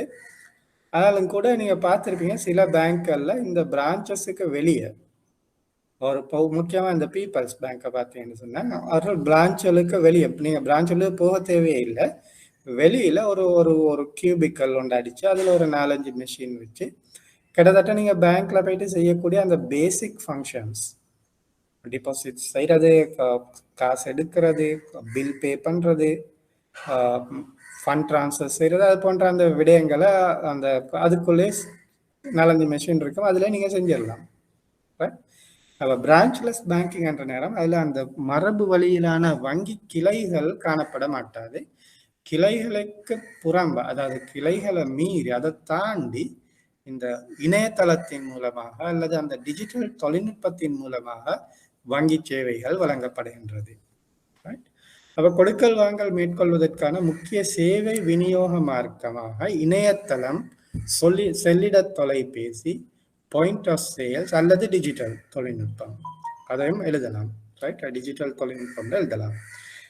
கொடுப்பனவு அட்டைகள் என்பன பயன்படுத்தப்படும். முகவர்கள் மூலம் வங்கி தொழில் சேவைகள் வழங்கப்படும். உதாரணத்துக்கு நீங்கள் பார்த்தீங்கன்னா காகில்ஸில் போயிட்டு உங்களுக்கு உங்களோட அக்கௌண்ட்டுக்கு டிபாசிட் செய்யலாம். அப்போ அது எப்படி நடக்குதுன்னு கேட்டால் அப்போ அங்கே பேங்க் பிரான்ச் ஒன்று இல்லை. ரைட், அந்த நீங்கள் உங்களோட பேங்க்குடைய பிரான்ச் ஒன்று அங்கே காணப்பட மாட்டாது. ஆனால் இந்த காகில்ஸ் ஒரு முகவர், அவரை எல்லா பேங்க்குக்கும் டிபாசிட்ஸ், இப்போ உங்களோட அக்கௌண்ட் பீப்பிள்ஸ் பேங்க்லையா, நீங்கள் காகில்ஸில் போய் சொன்னால் பீப்பிள்ஸ் பேங்க் உங்களோட அக்கௌண்ட்டு டிபாசிட் செய்வார். உங்களோட அக்கௌண்ட் இன்னொருத்தர் அக்கௌண்ட் கமர்ஷியல் பேங்க்ல இருக்குன்னு வைப்போம், காகில்ஸில் போய்ட்டு நீங்கள் கமர்ஷியல் பேங்க்கு போட சொன்னால் அவர் அந்த அக்கௌண்ட்டுக்கு சொல்லி போடுவார். அவர் ஒரு முகவர். அப்ப இப்படி இந்த முகவர் அல்லது இந்த இணையதளம் அல்லது இப்போ இந்த டிஜிட்டல் தொழில்நுட்பத்தை மூலம் சேவை வழங்குவதால வங்கிகளுக்கு இந்த மனிதவள பௌதீகம் எழுத்துப்பில சரியா மாற்றி எழுதிக்கோங்க, மனிதவள பௌதீகவள தேவைப்பாடுகள் குறைவு. அங்க ஸ்டாஃப் பிரான்ச் தான் உங்களுக்கு தெரியும், முதலாவது பில்டிங் ஒன்று வேணும், இல்லை பில்டிங்கை ரெண்ட் அவுட்டுக்கு எடுக்கணும், அப்புறம் அங்கே வேலை செய்யறதுக்கு ஸ்டாஃப் அனுப்பணும், இது எல்லாமே செலவு. ரைட், நிலைய நிர்வாக செலவு, கட்டிட அந்த பெருமான தேவை, சம்பளம் கொடுக்கணும், போனஸ் கொடுக்கணும், ஓவர் டைம் கொடுக்கணும். ரைட், இதை ஒன்றுமே தேவையில்லை. ஆகவே இந்த மனித மற்றும் பௌதிக தேவைப்பாடுகள் மனித வள மற்றும் பௌதிக வள தேவைப்பாடுகள் குறைவாக காணப்படுறதால இந்த ஊழியர் செலவு மற்றும் நிலைய நிர்வாக செலவு குறைவாக காணப்படும். ஆனா ஆரம்ப மூலதன செலவு அதிகம். நீங்க ஆரம்பத்திலே ஒரு ஏடிஎம் மெஷினை வாங்குறதுக்கு உங்களோட செலவு கூட. ஆரம்பத்திலே உங்களோட கோ பேங்கிங் சிஸ்டம், டிஜிட்டல் பேங்கிங், அந்த தொழில்நுட்பங்களை கொள்வனவு செய்யறதுக்கான ஆரம்ப மூலதன செலவு அதிகம். ரைட், அதே நேரம் இந்த டிஜிட்டல் மற்றும் இந்த சேவைகள் மூலம் விரைவாக 24 மணித்தியாலம் 7 நாட்கள் 365 நாட்கள் ஆன்லைன் ரியல் டைம், ரைட், அந்த மாதிரியான சேவைகளை வழங்க முடியும். மனிதவள தலையீடு குறைவு, ஆகவே வாடிக்கையாளருக்கான நேருக்கு நேரான தொடர்பு இல்லை. அப்ப இது ஒரு இப்ப குறை. இப்ப நான் இதுல நன்மையும் எழுதியிருக்கு, தீமையும் எழுதியிருக்குது. சில நேரம் கேள்வி கேட்கலாம், நன்மை தீமைகளை விளக்குகின்ற. அப்ப அதை மாதிரி டைமுக்கு நீங்க நன்மைகள் வேறையா எழுதணும், தீமைகள் வேறையா எழுதணும்.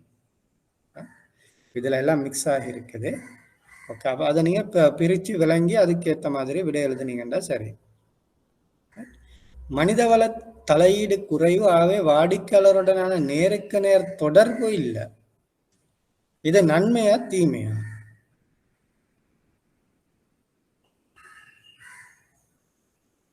என்ன நினைக்கிறீங்க?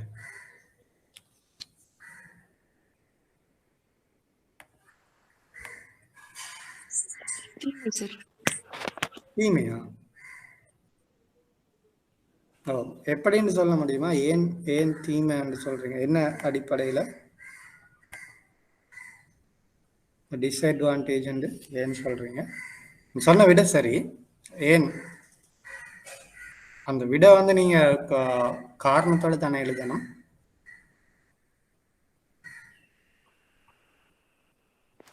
வாடிக்கையாளருக்கு அப்பவே அவரோட பிரச்சனையை தீர்த்துக்க முடியாது. அதான், இப்போ நீங்கள் மிஷினில் போய் டிபாசிட் பண்ணுற நேரம் ஏதோ ஒரு டெக்னிக்கல் ப்ராப்ளம் வந்துருச்சு, ஓட்ட சல்லி இறுகிருச்சு, சல்லி வரவும் இல்லை, கிரெடிட் ஆகவும் இல்லை. அப்போ அது மாதிரி நிறைய இந்த டெக்னிக்கல் இஷ்யூஸ் வரலாம். அந்த வாடிக்கையாளருடைய பிரச்சனையை அவனை போயிட்டு கதைக்கிறதுக்கு யாரும் இருக்க மாட்டாங்க. ஆனால் ஃபேஸ் டு ஃபேஸ் கான்டாக்ட் பிரான்ச்ன்னு சொன்னால் உங்களுக்கு ஏதாவது அப்படி பிழை வந்தாலும் கூட நீங்கள் அங்கே போயிட்டு அந்த ஆஃபீஸர்கிட்ட கேட்டு அவர் உங்களுக்கு ஹெல்ப் பண்ணி அந்த ப்ராப்ளத்தை சால்வ் பண்ணலாம். ஆகவே இது ஒரு டிஸ்அட்வான்டேஜாக எழுதலாம். ஆனால் இதே அட்வான்டேஜ்னு சொல்லலாம். ஏன்னு கேட்டீங்கன்னு சொன்னால், இப்போ நீங்கள் ஃபிசிக்கல் கான்டாக்ட் இருக்கோம்னு சொன்னால் அவனை உங்களுக்கு நேர விரயம் அதிகமாக காணப்படும். அவர் மெதுவாக செஞ்சு சில நேரம் தனியாக பிரான்ச் கவுண்டரில் போயிட்டு பாருங்க, உங்கள்கிட்ட டிபாசிட்டை வாங்கி வச்சுட்டு அவர் எழும்பி போயிட்டு அங்கால கதைச்சு கொண்டிருப்பாரு. ரைட், இல்லை சில நேரம் இன்னொரு சிக்னேச்சர் எடுக்க தேவைப்படும், அங்கே போனால் அங்கே ஒரு 5 நிமிஷம் அவரோட கதை, வர வழியில் இன்னும் 2-3 டெலர்ஸ் இருப்பாங்க, அவங்களோட கதைப்பாங்க. அவை அந்த நேர விரயமும் இருக்குது. இது 2 பக்கத்துக்கும் எழுதலாம். ஆனால் இதில் மிகப்பெரிய விடயம் என்னன்னு கேட்டீங்கன்னா டிஸ்அட்வான்டேஜ்.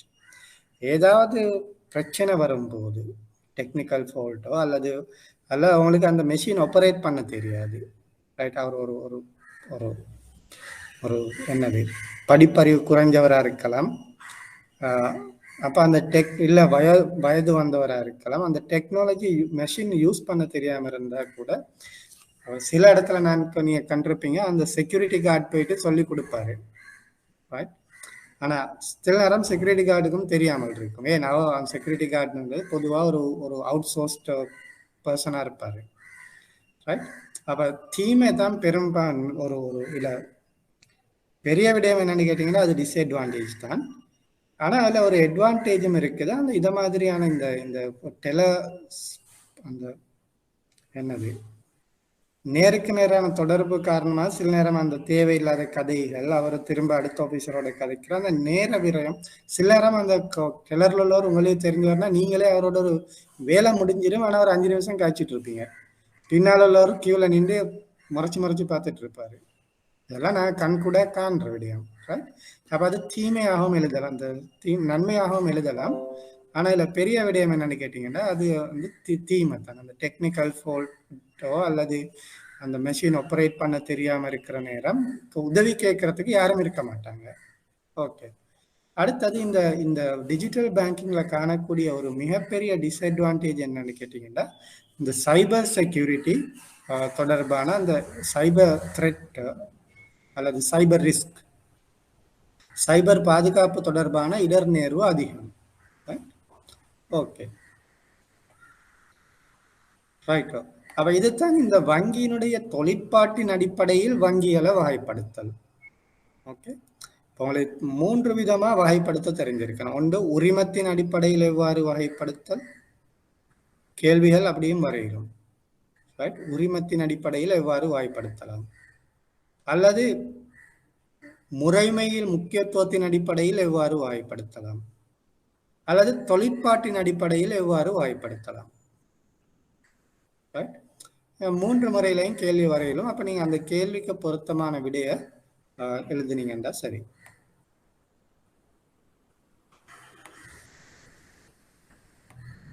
ஓகே. அடுத்தது நிதி மூலங்கள். நான் ஏற்கனவே உங்கள்கிட்ட சொன்னேன், இதுல அந்த ஒரு ஆர்டர் ஒன்று இருக்காது. ஏன்டா இது ரிவிஷன் கிளாஸ் தானே. அப்ப எது முக்கியமோ அது மட்டும்தான் எடுக்கப்பட்டிருக்கும். அந்த கனெக்டிவிட்டி ஆர்டர் ஒன்று இருக்காது. இடையில புதிய டாபிக் கொண்டு வரோம், அப்படித்தான் இந்த கிளாஸ் போகும். ஏன்னு கேட்டால் இது வந்து நீங்க முக்கியமா தெரிஞ்சிருக்க வேண்டியது. ரைட். அடுத்தது வங்கிக்குரிய நிதி மூலங்கள் என்ன, நிதி பயன்பாடுகள் என்னன்னு தெரிஞ்சிருக்கணும். நிதி மூலங்கள் என்ற நேரம் அந்த வங்கிக்கு நிதி கிடைக்கக்கூடிய வழிகள். அப்ப நிதி எவ்வாறு கிடைக்கும்? ஒன்று மூலதனத்தின் மூலம் கிடைக்கும், அல்லது பொறுப்புகள் மூலம் கிடைக்கும். நிதி மூலங்கள் என்ற நேரம் நிதி கிடைக்கக்கூடிய வழிகள் மூலதனமாக வரலாம், அல்லது ஏனைய பொறுப்புகள் மூலம் வரலாம்.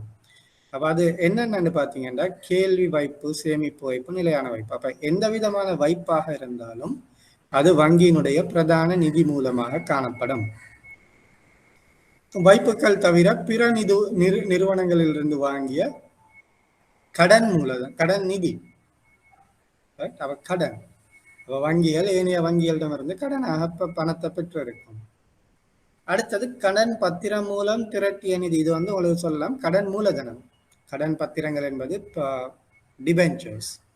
அப்ப அது ஒரு ஒரு மூலதன கருவி, மூலதனத்தை திரட்டக்கூடிய ஒரு கருவி. அப்ப இது கடன் பத்திரம் மூலம் திரட்டப்பட்ட கடன் மூலதனம். ஏனைய கடன்கள் கடைசியாக வங்கியினுடைய உரிமை மூலதனம், ஈக்விட்டி கேபிட்டல். வங்கியினுடைய உரிமை மூலதனம். அப்ப உரிமை மூலதனம் என்ற நேரம் அதுல சில விடயங்கள் காணப்படுகின்றது. நான் ஏற்கனவே உங்களுக்கு படிச்சு தந்திருக்கிறேன். உரிமை மூலதனம் என்ற நேரம் அதுக்குள்ள சாதாரண பங்கு மூலதனம் காணப்படும், நிறுத்தி வைக்கப்பட்ட லாபம் காணப்படும், பொது ஒதுக்கங்கள் காணப்படும். Ordinary share capital, retained earnings and disclosed reserves படிச்சிருக்கிறோம். அப்ப இந்த மூன்றும் சேர்ந்து தான் உரிமை மூலதனம் அல்லது ஈக்விட்டி என்று சொல்லப்படுகின்றது. ஓகே. இவைதான் நிதி மூலங்களாக காணப்படுகின்றன. அடுத்தது நிதி பயன்பாடுகள். அது பொதுவாக அனைத்து சொத்துக்களுமே நிதி பயன்பாடுகளாக காணப்படுகின்றது. பெற்றுக்கொள்ளப்பட்ட நிதி எவ்வாறு பயன்படுத்தப்பட்டிருக்கின்றது, நிதி இடையீட்டம். ரைட்? அப்ப அது எப்படி சொத்துல தான், அந்த சொத்து கொள்வனவுக்காகத்தான் அல்லது சொத்துக்கள் மூலம்தான் அதனுடைய பயன்பாடு வந்திருக்கும். அப்ப அது பண சொத்துக்களாக காணப்படலாம். அவ சில சில அளவான அந்த கிடைக்கப்பெற்றவங்களோட நிதி மூலங்கள் மூலம் பெற்றுக்கொள்ளப்பட்ட பணம் ஒரு குறிப்பிட்ட பகுதி அப்படி பணமாகவே வைக்கப்பட்டிருக்கும், காசாகவே வைக்கப்பட்டிருக்கும். அப்ப பண சொத்துக்கள் என்ற நேரம் அது வங்கி மத்திய வங்கியுடனான இருப்பு. ஒவ்வொரு வர்த்தக வங்கியும் மத்திய வங்கியுடன் ஒரு கணக்கொண்டு ஆரம்பித்து அந்த கணக்கில் ஒரு ஒரு இருப்பு மேற்கொள்ளப்பட வேண்டும். அப்ப அது நியதி ஸ்டாட்யூட்டரி ரிசர்வ் ரேஷியோ வைப்பதற்கான அந்த கணக்குல சில நேரம் இந்த தேவைக்கு அதிகமான பணம் இருக்கலாம். அப்ப அந்த வங்கியுடனான மத்திய வங்கியுடனான இருப்புன்றது அதுதான். வங்கிகளுக்கு இடையிலான வைப்புகள். இப்போ ஒரு வங்கி அந்த பணத்தை இன்னொரு வங்கியில முதலீடு செய்திருக்கும். முதலீடுன்ற நேரம் இது குறுங்கால முதலீடு, இன்டர் பேங்க் பிளேஸ்மெண்ட். பொதுவாக ஓரிரவு அடிப்படையில் அல்லது ஓரிரவுன்றது ஓவர் நைட் பேசிஸ் அல்லது ஆகக்கூடியது 7 நாட்கள். அப்ப இந்த வங்கிகளுக்கு இடையிலான இந்த பிளேஸ்மெண்ட், இன்டர் பேங்க் பிளேஸ்மெண்ட், அதனுடைய ஆகக்கூடிய காலப்பகுதி 7 நாட்கள், ஆக குறைந்தது ஓரிரவு. இன்னைக்கு நீங்க கொடுத்தீங்கன்னு சொன்ன கடன் அந்த பேங்குக்கு நாளைக்கு அவங்க திரும்ப தரணும். அப்ப நீங்க அந்த ஏனைய வங்கிக்கு அந்த வங்கிக்கு கடனாக இருக்கும்போது உங்களுக்கு அது ஒரு வைப்பாக காணப்படும். ரைட்? இன்டர் பேங்க் பிளேஸ்மெண்ட் என்று சொல்லப்படும். ரைட்? இது ஒரு லோன் அல்ல. லோன் என்றது நீண்ட காலம்.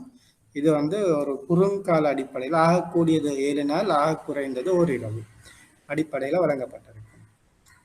வங்கி மேற்கொண்ட முதலீடுகள், அவர்கள் ட்ரெஷரி பில் முதலீடு செய்திருக்கலாம், ட்ரெஷரி பாண்ட்ல போட்டு சல்லி முதலீடு செய்திருக்கலாம், ஸ்டாக் மார்க்கெட்ல முதலீடு செய்திருக்கலாம். அப்ப அந்த முதலீடுகளும் இந்த நிதி பயன்பாடு, நிதியை கொண்டு அவர்கள் என்ன செஞ்சிருக்கிறார்கள், கடன் மற்றும் முற்பணங்கள். இதுதான் வங்கியினுடைய 160% பணம், அந்த நிதி மூலங்கள் பெறப்பட்ட பணம் கடன் வளங்களுக்கு தான் 60% பயன்படுத்தப்பட்டிருக்கும். இலங்கை உள்ள வங்கிகளை பொறுத்தவரையில அவர்களுடைய மிகப்பெரிய நிதி பயன்பாடு கடன் மற்றும் முற்பணங்களாக காணப்படுகின்றது. அதே போல நிலையான சொத்து கொள்வனவுக்கும் அந்த காசு பயன்படுத்தப்பட்டிருக்கும். ஏனைய சொத்துக்கள் பொதுவாக ஐந்தொகையின் சொத்துக்கள் அனைத்தும் நிதி பயன்பாடுகளாக காணப்படும். ஐந்தொகையின் பொறுப்புகளும் உரிமையாண்மையும் நிதி மூலங்களாக காணப்படும். ஓகே, அப்ப நிதி பயன்பாடுகளும் நிதி மூலங்களும் உட்பாய்ச்சல் வெளிப்பாய்ச்சல் அது நாலும் ஒரே விடயமா இல்ல வேற விடயமா?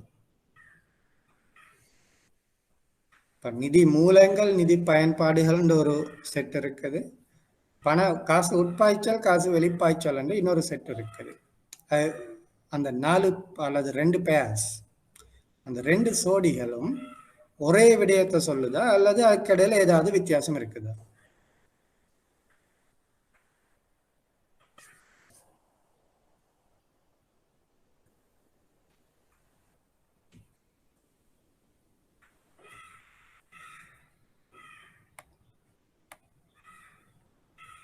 ஓ, டிஃபரண்ட்னு சொல்லி இருக்கிறீங்க. என்ன டிஃபரண்ட் இருக்குது? நிதி மூலம் நிதி பயன்பாடு, காசு உட்பாய்ச்சல் வெளிப்பாய்ச்சல், என்ன வேறுபாடு இருக்குது?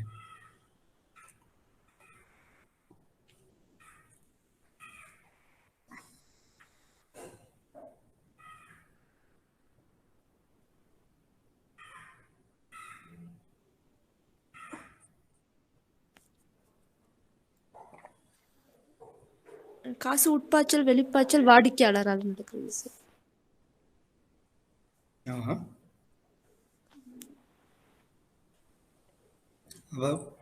வைப்புகளும் வாடிக்கையாளர் தானே தராங்க. காசு மூலம் என்ற நேரம் கடன் கொடுக்கிறதும் வாடிக்கையாளருக்கு. என்ன வித்தியாசம்னு கேட்டீங்கன்னு சொன்னா, நிதி இந்த மூலங்கள் நிதி பயன்பாடுகள் என்பது ஐந்தொகையோடு மாத்திரம் கொண்டது. ஐந்தொகையின் சொத்துக்கள் நிதி பயன்பாடுகள், ஐந்தொகையின் பொறுப்புகளும் உரிமையாண்மையும் நிதி மூலங்கள். ஆனா உட்பாய்ச்சல் என்ற நேரம் ஐந்தொகையும் லாப நட்ட கணக்கும் ரெண்டும் வரணும். வருமானங்களும் பொறுப்புகளும் உரிமையாண்மையும் நிதி உட்பாய்ச்சலாக காணப்படும். வருமானம் என்பது லாப நட்ட கணக்கு, பொறுப்புகள் என்பது பொறுப்புகள் மற்றும் உரிமையாண்மை என்பது ஐந்தொகை. அந்த ரெண்டும் உள்ளடக்கப்படும். நிதி வெளிப்பாய்ச்சல் எனும் போது செலவுகளும் சொத்துக்களும். அப்ப செலவுகள் என்பது லாப நட்ட கணக்கு, சொத்துக்கள் என்பது ஐந்தொகை.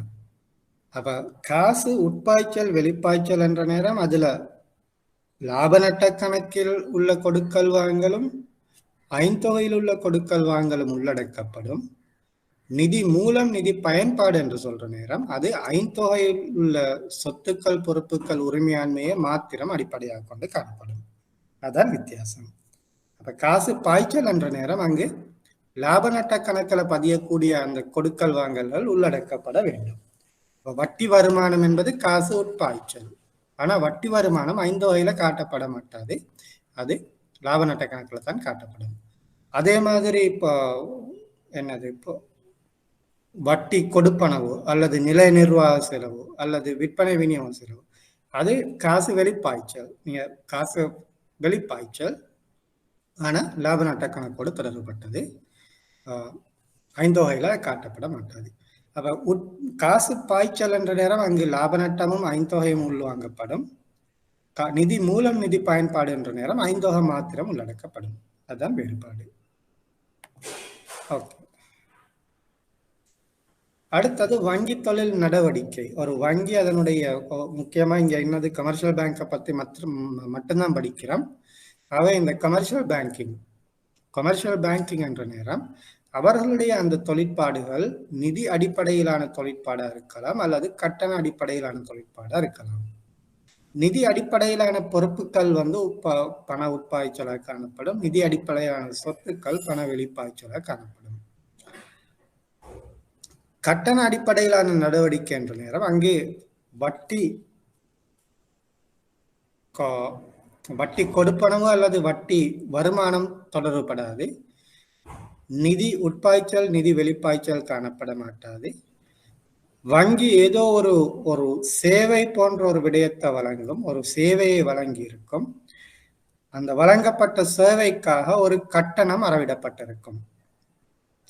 அதான் கட்டண அடிப்படையிலான நடவடிக்கை. அப்ப நிதி அடிப்படையிலான நடவடிக்கை என்ற நேரம் அது ஐந்தொகைக்கு உட்பட்ட நடவடிக்கையாக இருக்கும், ஒன் பேலன்ஸ் ஷீட் ஐட்டம். கட்டண அடிப்படையிலான நடவடிக்கை என்ற நேரம் அது ஐந்தொகைக்கு புறம்பான ஆஃப் பேலன்ஸ் ஷீட் ஐட்டமாக காட்டப்பட்டிருக்கும்.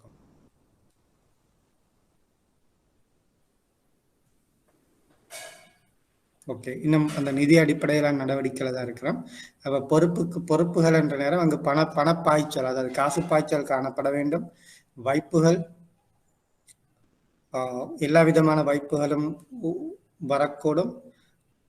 ஏனைய நிறுவனங்களிடமிருந்து வாங்கிய கடன் நிதி, கடன் பத்திரம் மூலம் திரட்டிய நிதி, இது எல்லாமே நிதி அடிப்படையிலான பொறுப்புகள். இங்க மூலதனம் வராது. காரணம், மூலதனம் ஒரு பொறுப்பல்ல, அது உரிமையாண்மை.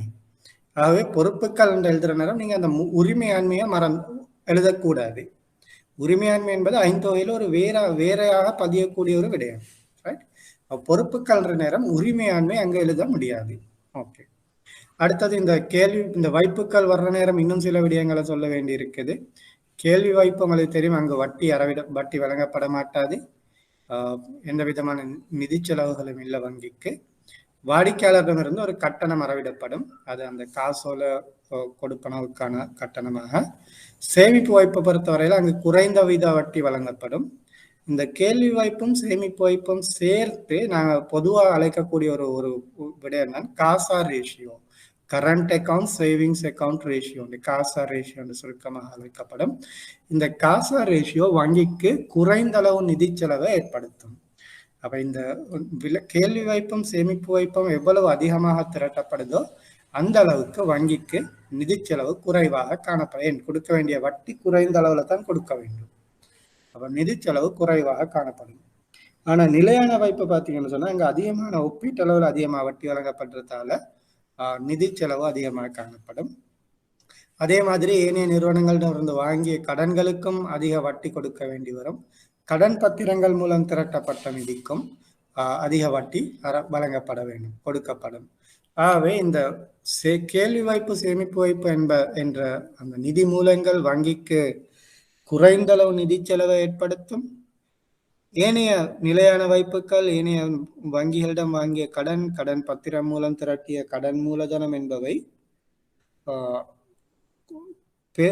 ஒப்பீட்டளவில் கூடிய நிதி செலவை வங்கிக்கு ஏற்படுத்தும். ஓகே, அடுத்தது சொத்துக்கள். இந்த பார்க்குற நேரம் கடன் வசதிகள், அது குறுங்கால கடனாக இருக்கலாம், நீண்ட கால நடுத்தர கடனாக இருக்கலாம், வங்கி மேலதிக பற்றாக இருக்கலாம். கடன் வசதி தவிர்ந்த ஏனைய சொத்துக்கள் என்று பார்க்குற நேரம் அது குத்தகை வசதிகள், வர்த்தக நிதி, உண்டியல் கொள்முதல் தள்ளுபடி, பொதியியல் கடன்கள், முற்பணங்கள், கடன் அட்டைகள் போன்றவை. ஆனால் இந்த ஒவ்வொரு விடயமும் நீங்கள் டியூட்டில் பார்த்தீங்கன்னா இதுக்கு ஒரு ஷார்ட் நோட்ஸ் மாதிரி கொடுத்து அது விளக்கப்படுத்தப்பட்டு இருக்குது. அப்படி உங்களுக்கு இப்போ ஞாபகம் இல்லைன்னா நீங்கள் திரும்ப டியூட் எடுத்து பார்த்துக்கொள்ளலாம். ஆனால் இந்த விதமான கடன் வசதிகள் வங்கிகளால் வழங்கப்படுகின்றன. இது எல்லாத்துலேயுமே நிதி பாய்ச்சல் காணப்படுவதால இது நிதி அடிப்படையிலான சொத்துக்கள் என்று சொல்லப்படுகின்றது. ஓகே, இப்போ வைப்புக்கள்ல நீங்க கேள்வி வைப்பு பற்றி படிக்கிற நேரம் அந்த நடைமுறை கணக்கோடு தொடர்புபட்ட காசோலை கொடுக்கல் வாங்கலும் இந்த வங்கி மேலதிக பற்று வசதியும் பற்றி கொஞ்சம் தெரிஞ்சிருக்கணும். அப்ப கேள்வி வைப்பல நடைமுறை கணக்கு என்பது ஒரு வணிக வங்கியின் வைப்புகளில் பெரும் பகுதியாக காணப்படுகின்றது. நடைமுறை கணக்கை திறக்க பொதுவாக தற்போது கணக்கு வைத்திருப்பவரின் அறிமுக கடிதம் தேவைப்படுகின்றது. அப்போ ஏனைய வைப்புகளை பொறுத்தவரையில் உங்களோட ஐடென்டி கார்டு இருந்தால் அக்கௌண்ட் ஓப்பன் பண்ணலாம். ஆனால் கரண்ட் அக்கௌண்ட் ஓப்பன் பண்ணணும்னு சொன்னால் ஏற்கனவே இருக்கக்கூடிய அந்த வங்கியினுடைய வாடிக்கையாளர் ஒருவர் உங்களை அறிமுகப்படுத்தணும். ஏன் அறிமுகப்படுத்தணுன்றதெல்லாம் நாங்கள் டியூட்டில் படிச்சிருக்கிறோம். அது ஞாபகம் இல்லைன்னா திரும்ப பார்த்துக்கோங்க. அப்போ இன்னொரு ஏற்கனவே இருக்கக்கூடிய ஒரு வாடிக்கையாளரின் அறிமுகத்தின் அடிப்படையில் தான் நடைமுறை கணக்கொண்ட வங்கியில் ஆரம்பிக்க முடியும். ரைட். அப்போ நடைமுறை கணக்கை பொறுத்தவரையில் நீங்கள் எத்தனை தரக்காகவும் விட்ரோவல் செய்யலாம், பணம் திரும்ப பெறலாம். சேமிப்பு கணக்கும் கூட அப்படித்தான். ஆனால் ஆரம்ப காலத்தில் சேமிப்பு கணக்கில் ஒரு மாதத்துக்கு எத்தனை தரக்கா பணம் எடுக்க முடியுன்ற ஒரு கட்டுப்பாடு இருந்துச்சு. ஒரு மாதத்துக்கு 3 தரக்கா தான் சேமிப்பு கணக்கில் இருந்து தள்ளி எடுக்கலாம். நீங்கள் 3 தடவையை விட கூடுதலாக எடுத்தீங்கன்னு சொன்னால் அந்த மாதத்துக்கு உங்களுக்கு அந்த சேமிப்புக்கான வட்டி வழங்கப்பட மாட்டாது. ஆனால் இன்னைக்கு எந்த பேங்க்லையுமே அப்படி ஒரு சிஸ்டம் இல்லை. ஏன்னு கேட்டால் இப்போ உங்களுக்கு தெரியும், இந்த சேமிப்பு கணக்கு கிட்டத்தட்ட கரண்ட் அக்கௌண்ட் மாதிரி. அதில் நீங்கள் எந்த நேரமும் தள்ளி எடுக்கலாம். ஏடிஎம் டெபிட் கார்டை கொண்டு எடுக்கலாம், அந்த கொடுக்கல் வாங்கல் செய்யலாம், ஏடிஎம் கார்டால் எடுக்கலாம். ஆகவே அது இப்போ கிட்டத்தட்ட கரண்ட் அக்கௌண்ட் மாதிரி வந்துருச்சு. அப்போ அதுக்கும் கூட அந்த திரும்ப பெறுவதற்கான எண்ணிக்கை இப்போ இல்லை, ஆனால் ஆரம்ப காலத்தில் இருந்துச்சு. ரைட். ஆனால் நிலையான வைப்பில் அப்படி அடிக்கடி போயிட்டு பணம் எடுக்க முடியாது. அந்த முதிர்ச்சி தேதி வந்தால் அந்த முதிர்ச்சி தேதியில தான் பொதுவாக பணம் எடுக்கலாம். அப்படி இல்லைன்னா சில ஒரு இக்கட்டான சூழ்நிலையில அந்த முதிர்ச்சிக்கு முன்னரே பணம் எடுக்க முடியும். அப்படி எடுக்கிற நேரம் அதுக்குரிய வட்டி குறைவாக கொடுக்கப்படும். ஆனால் இந்த கேள்வி வைப்பை பொறுத்தவரையில் அங்கு வட்டி இல்லை, ஆனால் கட்டண செலவு வாடிக்கையாளருக்கு காணப்படும். வங்கி வட்டி கொடுக்காது, ஆனா கட்டணம் அறவிடப்படும் வாடிக்கையாளரிடம் இருந்து. அதே நேரம் இந்த நடைமுறை கணக்கு வைத்திருப்பவருக்கு காசோலை புத்தக வசதி வழங்கப்படும். அதே நேரம் வங்கி மேலதிக பற்றொன்றும் அனுமதிக்கப்படும். ஆகவே இந்த காசோலை வரைவதன் மூலம் இந்த வங்கி மேலதிக பற்று அந்த எல்லையை பயன்படுத்தி காசோலை வரைவதன் மூலம் அவர் கொடுக்கல் வாங்கல் செய்ய முடியும். அதே நேரம் இந்த கணக்கறிக்கைகள் அவருடைய தேவைக்கேற்ப பொதுவாக மாதாந்த அறிக்கைகள் வழங்கப்படும். அதை விட உங்களுக்கு வாராந்தம் நாளாந்தம் தேவைப்படும் என்று சொன்னால் அதற்குரிய கட்டணத்தை கொடுத்து அதை பெற்றுக்கொள்ள முடியும். ஓகே, அப்ப காசோலை நடைமுறை கணக்க படிக்கிற நேரம் காசோலை புத்தக வசதி இருக்கு, வங்கி மேலதிக பற்று வசதி இருக்கின்றது. ஆகவே காசோலை பற்றி சில விடயங்கள் தெரிஞ்சிருக்கணும். காசோலையின் வகைகள் எத்தனையோ வகைகளாக வகைப்படுத்தப்படுகின்றது. காவியின் காசோலை, அதாவது பேரஸ் செக். அப்ப இது யாருடைய கையில காசோலை இருக்குதோ அவர் நேரடியா வங்கியினுடைய கர்ம பீடத்துல கொடுத்து அதுல அந்த கதை காசா மாத்திக்கொள்ளலாம். யாருடைய கையில இருக்குதோ அவருக்கு அதை அந்த காசை எடுக்கலாம். ஆகவே இது ஒரு ஒரு இடர்நேர்வு அதிகமான காசோலையாக காணப்படுகின்றது. அடுத்தது கட்டளை காசோலை, ஆர்டர் செக். இது வந்து குறிப்பிட்ட நபருக்கு மாத்திரமே பணம் கொடுக்க வேண்டும் என்று ஒரு ஒரு வங்கிக்கு இந்த காசோலை எழுதுறவர் ஒரு ஆர்டர், ஒரு கட்டளை ஒன்று பிறப்பிக்கிறார். நான் யார்ட பேரை இதில் எழுதுறேனோ அவருக்கு மட்டும்தான் நீங்க கொடுக்கலாம். ஆனா அந்த வாங்கினவர் தேவை என்று சொன்னா புறக்குறிப்பிடுதல் மூலம் அதை இன்னொருத்தருக்கு மாத்தலாம். உங்களோட பெயருக்கு வரக்கூடிய ஒரு காசோலை ஒன்று நீங்க காசா மாற்றலாம், அல்லது புறக்குறிப்பிடுதல் மூலம் அதை இன்னொருவருக்கு கைமாற்றலாம்.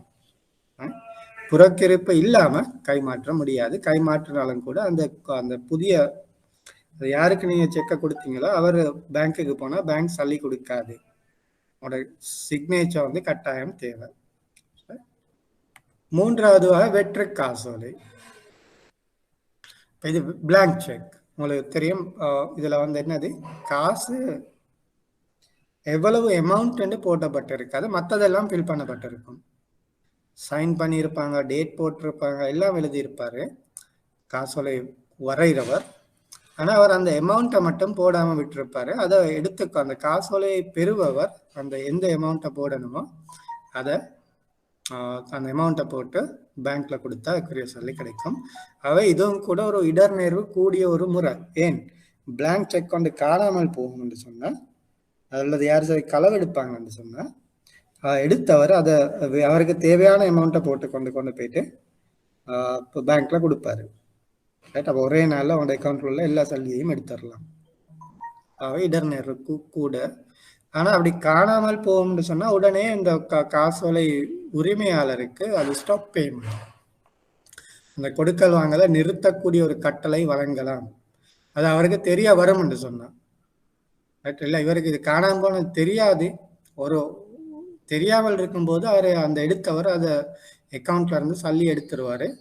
அப்போ செக் கவுண்ட் மிஸ் ஆகுதுன்னு உங்களுக்கு தெரிய வரக்கிட்ட டூ லேட்டாக இருக்கலாம். சில நேரம் அவர் ஏற்கனவே சல்லி எடுத்திருப்பாரு. ஓகே, ஆகவே இல்லை இடர்நேர்வு கூடுதலாக காணப்படுது. ஆனால் அதை குறைக்கிறதுக்கு உங்களுக்கு உடனே தெரிய வரும்னு சொன்னால் நீங்கள் உடனே ஸ்டாப் பேமெண்ட் வந்து கொடுக்கலாம். அடுத்தது காலம் கடந்த காசோலை, ஸ்டேல் செக். அந்த நேரம் அந்த காசோலைக்கு ஒரு காலாவதி திகதி காணப்படுகின்றது, ஒரு காலம். ரைட், அரச காசோலையா இருந்தால் அதனுடைய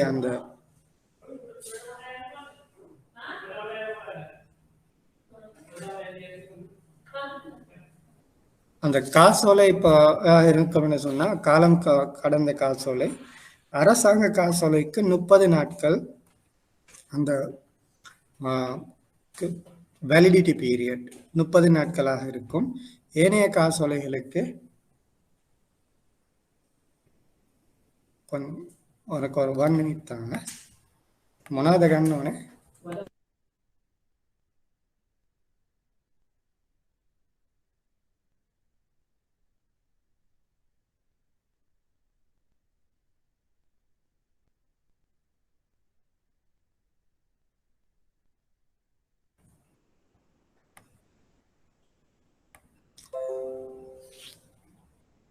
அப்ப அந்த கால பகுதிக்குள் அந்த காசோலை வைப்பு செய்யப்பட வேண்டும். இப்போ இன்னைக்கு நீங்க காசோலை எழுதுனீங்கன்னு சொன்னா இன்னைக்கு டேட் போட்டிருந்தா, அரச காசோலையா இருந்தா இன்னைக்கு டேட்ல இருந்து 30 நாட்களுக்குள் அது வைப்பு செய்யப்பட வேண்டும். ஏனைய காசோலையா இருந்தா எழுதப்பட்ட தேதியில இருந்து 6 மாதத்துக்குள்ள வைப்பு செய்யணும். அந்த பீரியட்குள்ள உங்களால அந்த டிபாசிட் செய்ய முடியாமல் போகணும்னு சொன்னா அது காலம் கடந்த காசோலை, ஸ்டேல் செக்னு சொல்லப்பட்டு வங்கியால திருப்பி அனுப்பப்பட்டுரும். வங்கி அதை ஏற்றுக்கொள்ளாது, திருப்பி அனுப்பிடும். அடுத்தது போஸ்ட் டேட்டட் செக் என்ற நேரம். இது எதிர்கால தேதியிடப்பட்ட ஒரு காசோலையாக காணப்படும். இன்னைக்கு நீங்க காசோலை எழுதுறீங்க, ஆனா இன்னைக்கு டேட் போட மாட்டீங்க, இன்னும் ஒரு எதிர்கால தேதி, ஒரு ஆஃப்டர் 1 மந்தோ 1 வீக்கோ அப்படியான ஒரு டேட் ஒன்று போட்டு அந்த செக். இது பொதுவாக உங்களுக்கு தெரியும், இந்த ரீட்டைல் பிஸ்னஸ், இந்த பெட்டா பக்கம் அல்லது இந்த சின்ன சின்ன சில்லறை வியாபாரிகள் இந்த முறையை பயன்படுத்துவார்கள். அவர்கள் என்ன செய்வார்கள், காசோலை எழுதுகிற நேரம் ஒரு எதிர்கால திகதிக்கு போட்டு கொடுத்தேன்னு சொன்னா அந்த திகதிக்கு பிறகுதான் அந்த காசோலை எடுக்கிறவரை அதை வங்கியில வைப்பு செய்யணும். இது ஒரு ஒர்க்கிங் கேபிட்டல் மாதிரி இப்போ ஆன ஒரு தொழிற்பாட்டை மேற்கொள்ளும். இன்னைக்கு உடனடியாக நீங்கள் காசு கொடுக்க தேவையில்ல. அந்த செக்குக்குரிய காசை நீங்கள் அந்த குறிப்பிட்ட தேதிக்கு பிறகு போட்டீங்கன்னா போதும். ரைட். அப்போ அது வந்து தேதியிடப்பட்ட காசு அல்லது போஸ்ட் டேட்டட் செக். அடுத்தது சிதைந்த காசோலை, மியூட்டிலேட்டட் செக். இது வந்து என்னன்னு கேட்டீங்கன்னா, சில நேரம் இந்த செக் சில நேரம் கிழிஞ்சிருக்கும், சேதமடைஞ்சிருக்கும், அல்லது அதில் உள்ள எழுத்து சரியா கொஞ்சம் அந்த தண்ணி பட்டோ இல்லை ஏதோ ஒரு காரணத்தாலும் அழிஞ்சிருக்கும். ஒன்றெண்டு எழுத்துகள் அழிஞ்சிருக்கும்.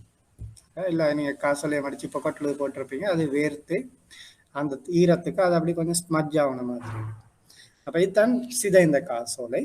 இப்போ இப்படியான ஒரு காசோலை வங்கியில வைப்பு செய்யும் போது அந்த வங்கியினுடைய முகாமையாளர் அது அந்த தீர்மானத்தை எடுப்பார், இதை ஏற்றுக்கொள்ள முடியுமா முடியாதாண்டு. பொதுவா இந்த சின்ன சின்ன சிதைவுகள் காணப்படும் ஏற்றுக்கொள்ளப்படும். பெரிய அளவுல காணப்படும் என்று சொன்னா அதுக்கு பதிலாக இன்னொரு புதிய காசோலை வந்து கொடுக்கப்பட வேண்டி வரும். அடுத்தது திறந்த செக், ஓப்பன் செக். இதுல வந்து இப்போ சல்லி எடுக்கலாம், ஏன் அதுல எதுவுமே இருக்காது, வாடிக்கையாளருடைய ஒப்பந்தமும் இருக்காது. அப்ப இது இங்க வந்து ரிஸ்க் குறைவு. இதை பேங்க்கு கொண்டு போனாலும் யாரும் சல்லி கொடுக்க மாட்டாங்க. இது வந்து எதுவுமே எழுதப்படாத காசோலை. ஆனா அடுத்தது என்னது, இப்போ ஏற்கனவே படிச்சோம், இந்த பிளாங்க் செக்ன்றது எல்லாம் ஃபில் பண்ணப்பட்டிருக்கும், சைன் பண்ணி இருப்பாரு, அமௌண்ட் மட்டும் போடப்பட்டிருக்காது. ஆனா ஓப்பன் செக்ன்ற நேரம் அங்க சிக்னேச்சரும் இருக்காது. ஆகவே அது ஒரு செல்லுபடியற்ற காசோலை, பணம் எடுக்க முடியாது. அடுத்தது காசோலை என்று படிக்கிற நேரம் அந்த குறுக்கு கோடிடுதல் ஒரு முக்கியமான விடயம். அதுல கேள்விகள் வரலாம். அப்ப இதுல பொதுவான குறுக்கு கோடு, சிறப்பு குறுக்கு கோடுன்னு இருக்குது. பொதுவான குறுக்கு கோடுன்னு சொன்னா அதுல பொதுவா ஒரு வங்கியினுடைய பெயர் இல்லாமல் ஏதேனும் சில சொற்பதங்கள் காணப்படுகின்றது. அவற்றை எழுதியோ அல்லது எழுதாமலோ 2 சமாந்தரமான கோடுகள் போடப்பட்டிருக்கும். அதான் பொதுவான காசோலை குறுக்கு கோடு. சிறப்பு குறுக்கு கோடுன்றதுதான் அது கட்டாயம் ஒரு வங்கியினுடைய பெயர் எழுதப்பட்டிருக்கும். அப்ப வங்கியினுடைய பெயர் எழுதப்பட்டிருக்கும் என்று சொன்னா அது அந்த வங்கியில மாத்திரமே என்னது வைப்பு செய்யப்பட வேண்டும். அப்ப பொதுவான குறுக்கு கோடு என்ற நேரம் ஒரு பேரலல் லைன், இத மாதிரி 2 சமாந்தர கோடுகள் மாத்திரம் இருக்கலாம், அல்லது அதற்குள் இந்த சில சொற்பதங்கள், தமிழ் என்னன்னு பார்ப்போம், கைமாற்றத்தகாதது, அன்கோ மற்றும் நிறுவனம் என்பது அன்கோ, கைமாற்றத்தகாதது என்றால் நாட் நெகோசியபிள், கணக்கு செலுத்துவோருக்கு மட்டும் என்று சொன்னா அக்கவுண்ட் பே. ஓகே, இந்த இருக்கு, இந்த சொற்பதங்கள் பிரயோகிக்கப்பட்டிருக்கலாம் அல்லது சும்மா 2 லைன் இருக்கலாம். இது வந்து பொதுவான குறுக்கு கோடு. சிறப்பு குறுக்கு கோடு என்ற நேரம் ஒரு வங்கியினுடைய பெயர் கட்டாயம் இருக்கணும். அவையில பாருங்க, அந்த சொற்பிரயோகங்கள் இருக்கலாம் அல்லது இல்லாமல் இருக்கலாம், ஆனால் ஒரு வங்கியுடைய பெயர் கட்டாயம் இருக்கணும். இதுல வந்து நாட் நெகோசியபிள் இருந்தாலும் கூட சம்பத் பேங்க் இருக்குது. ஆகவே இந்த செக் சம்பத் பேங்க்ல மட்டும்தான் வைப்பு செய்யப்பட வேண்டும். அப்ப இதுல பாத்தீங்கன்னா அக்கௌண்ட் பே ஒன்லின்னு இருந்தாலும் பீப்பிள்ஸ் பேங்க் இருக்கு. ஆகவே இது பீப்பிள்ஸ் பேங்க்கு மட்டும்தான் போகணும். இதுல பேங்க் ஆஃப் சிலோனே மட்டும்தான் போகணும். இதை பார்த்தீங்கன்னு சொன்னா இந்த கடைசி செக்கை அக்கௌண்ட் பே ஒன்லி என்று இருந்தாலும் கூட அதுல HNB ஹெட் ஆஃபீஸ் பிரான்ச் என்று இருக்குது. ஆகவே உங்களுக்கு இந்த HNB எந்த வங்கியில வைக்கவும் இயலாது, எந்த ஒரு கிளையில வைக்கவும் இயலாது, இந்த குறிப்பிட்ட கிளையில மாத்திரமே வைக்கணும். நீங்க இதை பார்த்தீங்கன்னு சொன்னா இது சம்பத் பேங்க், எந்த ஒரு சம்பத் பேங்க் கிளையிலையும் இந்த செக்கை வைக்கலாம், வைப்பு செய்யலாம். ஆனா அந்த குறிப்பிட்ட கிளையினுடைய பெயர் எழுதப்பட்டிருக்கும்னு சொன்னா அந்த வங்கியினுடைய அந்த கிளையில மாத்திரமே அந்த காசோலை வைப்பு செய்யப்பட வேண்டும். இதுதான் இந்த குறுக்கு கோடிதல் தொடர்பாக நீங்க படிச்சிருக்க வேண்டியது. இதுலையும் பொதுவா கேள்விகள் வரக்கூடிய ஒரு விடயமாக காணப்படுகின்றது. அடுத்தது அந்நிய செலாவணி கணக்குகள் தொடர்பாக நீங்க படிச்சு கொஞ்சம் முக்கியமான விடயங்கள் தெரிஞ்சிருக்க வேண்டும். ஒரு 1 மினிட் தாங்க, அது இப்போ சார்ஜ் இல்லை, சார்ஜர் எடுத்து கொண்டு வரேன்.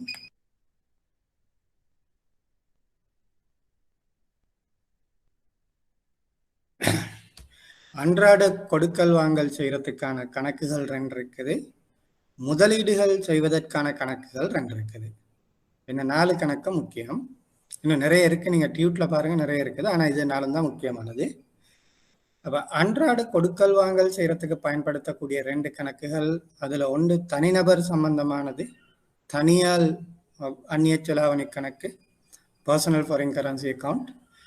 அடுத்தது வியாபாரம் ஒன்று ஆரம்பிக்கக்கூடிய அன்றாட கொடுக்கல் வாங்கலுக்காக வியாபார நிறுவனங்கள் ஆரம்பிக்கக்கூடிய வியாபார அந்நிய செலாவணி கணக்கு, பிசினஸ் ஃபாரின் கரன்சி அக்கவுண்ட். அப்ப இது ரெண்டுமே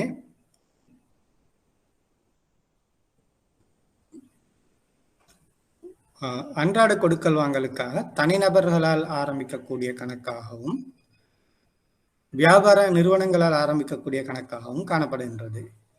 அப்ப இதுல இலங்கையில உள்ளவரா இருக்கலாம் அல்லது வெளிநாட்டுல வேலை செய்யக்கூடிய இலங்கையரா இருக்கலாம். 2 பேருமே இந்த பர்சனல் ஃபாரின் கரன்சி அக்கௌண்ட்டை ஆரம்பிக்க முடியும். நீங்க இலங்கையில இருக்கிறீங்க, உங்களுக்கு அந்நிய செலாவணி வருமானம் ஒன்று காணப்படுது, உங்களுக்கு இந்த அக்கௌண்ட் வந்து திறக்கலாம். இல்லை நீங்கள் வெளிநாட்டில் வேலைக்கு போயிட்டு இருக்கிறீங்க அல்லது வேலை செய்கிறீங்க, அப்போ உங்களுக்கு அந்நிய செலாவணியில் உங்களோட சம்பளம் வருது, அதை அந்த கொடுக்கல் வாங்கலுக்காக இந்த கணக்கை ஆரம்பிக்கலாம். வியாபார நிறுவனம் என்று சொல்ற நேரம் அது உள்நாட்டு வியாபார நிறுவனம் மாத்திரமே, இலங்கையில பதியப்பட்ட வியாபார நிறுவனங்கள் மாத்திரம்தான் இந்த கணக்கை ஆரம்பிக்க முடியும். வெளிநாட்டில் உள்ள ஒரு வியாபாரத்துக்கு இந்த கணக்கு ஆரம்பிக்க முடியாது. உள்நாட்டில் பதிவு செய்யப்பட்ட, அதாவது இலங்கையில் பதியப்பட்ட வியாபார நிறுவனங்கள், பதிவு செய்யப்பட்ட வியாபார நிறுவனங்களுக்கு அவர்களுக்கு அந்நிய செலாவணி வருமானங்கள் இருக்கும் என்று சொன்னால் இந்த கணக்கு ஆரம்பிக்கலாம். பர்சனல் ஃபாரின் கரன்சி என்ற நேரம் இலங்கையில வசிக்கக்கூடியவருக்கும் வெளிநாட்டில் வசிக்கக்கூடிய இலங்கையருக்கும், நிறைய பேர் அந்த வேலைக்கு போயிட்டு இருக்கிறாங்க வெளிநாடுகளுக்கு, அவர்களும் கூட இலங்கை வெளிநாட்டில் வசிக்கக்கூடிய இலங்கையர்கள், அவர்களுக்கு அந்த 2 இலங்கையில் வசிக்கக்கூடியவர்களுக்கும் வெளிநாட்டில் வசிக்கக்கூடிய இலங்கையருக்கும் இந்த கணக்கு ஆரம்பிக்கலாம். ஆனா வெளிநாட்டில் வசிக்கக்கூடிய ஒரு வெளிநாட்டவருக்கு இந்த கணக்கு ஆரம்பிக்க முடியாது. அடுத்தது இதுல பொதுவாக உங்களுக்கு என்னது, உங்களோட அன்றாட கொடுக்கல் வாங்கல்கள் மேற்கொள்ளப்பட முடியும் இந்த கணக்கினுடைய. இலங்கையிலிருந்து இந்த கணக்கின் மூலம் நீங்கள் மீள பெறும் போது, உங்களுக்கு உதாரணத்துக்கு சொல்ல, உங்களுக்கு ஒரு பர்சனல் ஃபாரின் கரன்சி அக்கௌண்ட் ஒன்று இருக்குது, டொலர் அக்கௌண்ட் ஒன்று. அந்த டொலர் அக்கௌண்ட்ல இருந்து நீங்க சல்லி திரும்ப எடுக்கிற நேரம் உங்களுக்கு டொலரா கிடைக்காது, டொலரா பேங்க் தராது. எப்படி தரும்? அந்த டொலருக்கான இலங்கை பெறுமதி, இலங்கை நாணயத்தின் பெறுமதியை இலங்கை ரூபாயில தான் கொடுக்கப்படும். அப்ப நீங்க இதுல இருந்து சல்லி எடுக்கிற நேரம் உங்களுக்கு அது அந்நிய செலாவணியாக வழங்கப்பட மாட்டாது. அந்த அந்நிய செலாவணிக்கான இலங்கை நாணய பெறுமதி இலங்கை நாணயத்தில் வழங்கப்படும். 2 அக்கௌண்ட்டுமே அப்படி, அது பிசினஸ் கரன்சியா இருக்கலாம் அல்லது பர்சனல் ஃபாரின் கரன்சியா இருக்கலாம். எதா இருந்தாலும் இலங்கைக்குள் அந்த அக்கௌண்ட்ல இருந்து பணம் மீள பெறும் போது அந்த வெளிநாட்டு நாணயத்தினுடைய இலங்கை பெறுமதி இலங்கை ரூபாயில் வழங்கப்படும். ஓகே, சரி. அப்ப அது அன்றாட கொடுக்கல் வாங்கலுக்காக தனிநபர்களுக்கும் வியாபாரங்களுக்கும் உள்ள கணக்கு. அடுத்தது மூலதன முதலீடுகள் தொடர்பாக 2 கணக்குகள் காணப்படுகின்றது. முதலாவது இன்வர்ட் இன்வெஸ்ட்மெண்ட் அக்கவுண்ட். அதாவது இப்போ தமிழ் வசனம் என்ன வருதுல நினைக்கிறேன், உள்வாரி முதலீட்டு கணக்கு தான். உள்வாரி முதலீட்டு கணக்கும் வெளிவாரி முதலீட்டு கணக்கு உண்டு.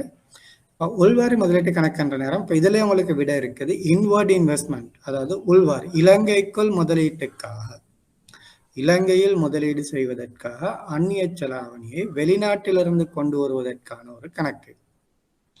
அது இலங்கைக்கு வெளியில் வசிக்கக்கூடிய ஒருத்தரா இருக்கணும், வெளிநாட்டிலிருந்து பணம் வரணும், இலங்கையில முதலீடு செய்வதற்காக கொண்டு வரணும். அந்த 3 முக்கியம்.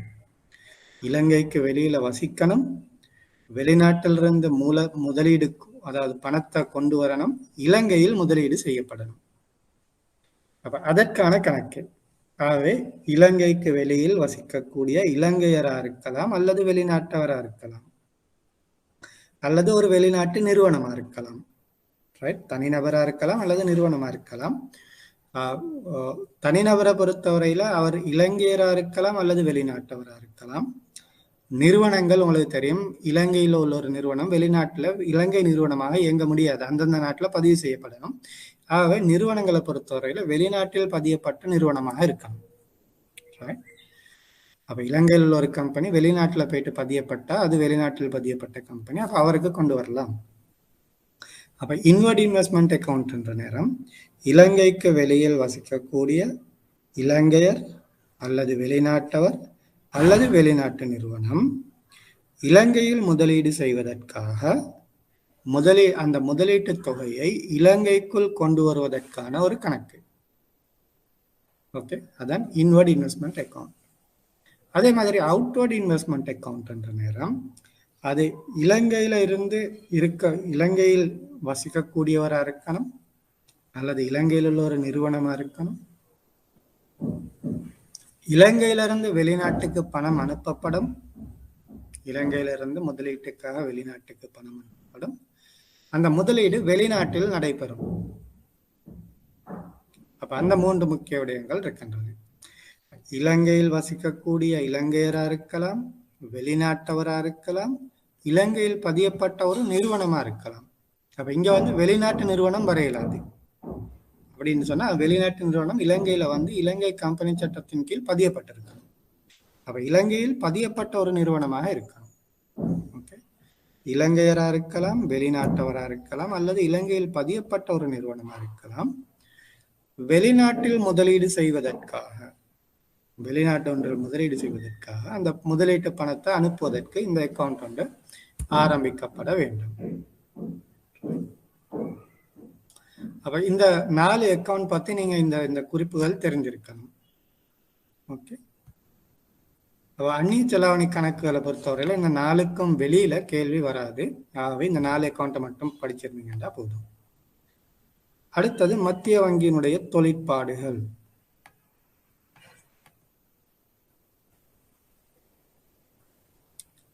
ஓகே, தொழிற்பாடுகளை பொறுத்தவரையில இந்த மத்திய வங்கியினுடைய தொழிற்பாடுகள் 2 வகையாக பிரிக்கப்பட்டிருக்கும்.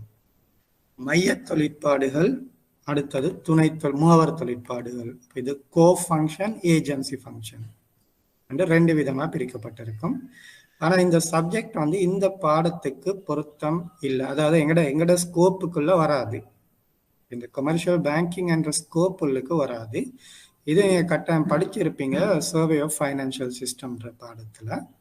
ஆனாலும் நான் இதுல உங்களுக்கு இப்போ இந்த ஸ்லைட் ஏன் போட்டேன்னு சொன்னா, இந்த தொழிற்பாட்டின் அடிப்படையில் தான் அந்த ஏன் நாங்க எங்களோட சப்ஜெக்டுக்கு பொருத்தமான விடயங்கள் நிறைய எடுக்க வேண்டி இருக்குது.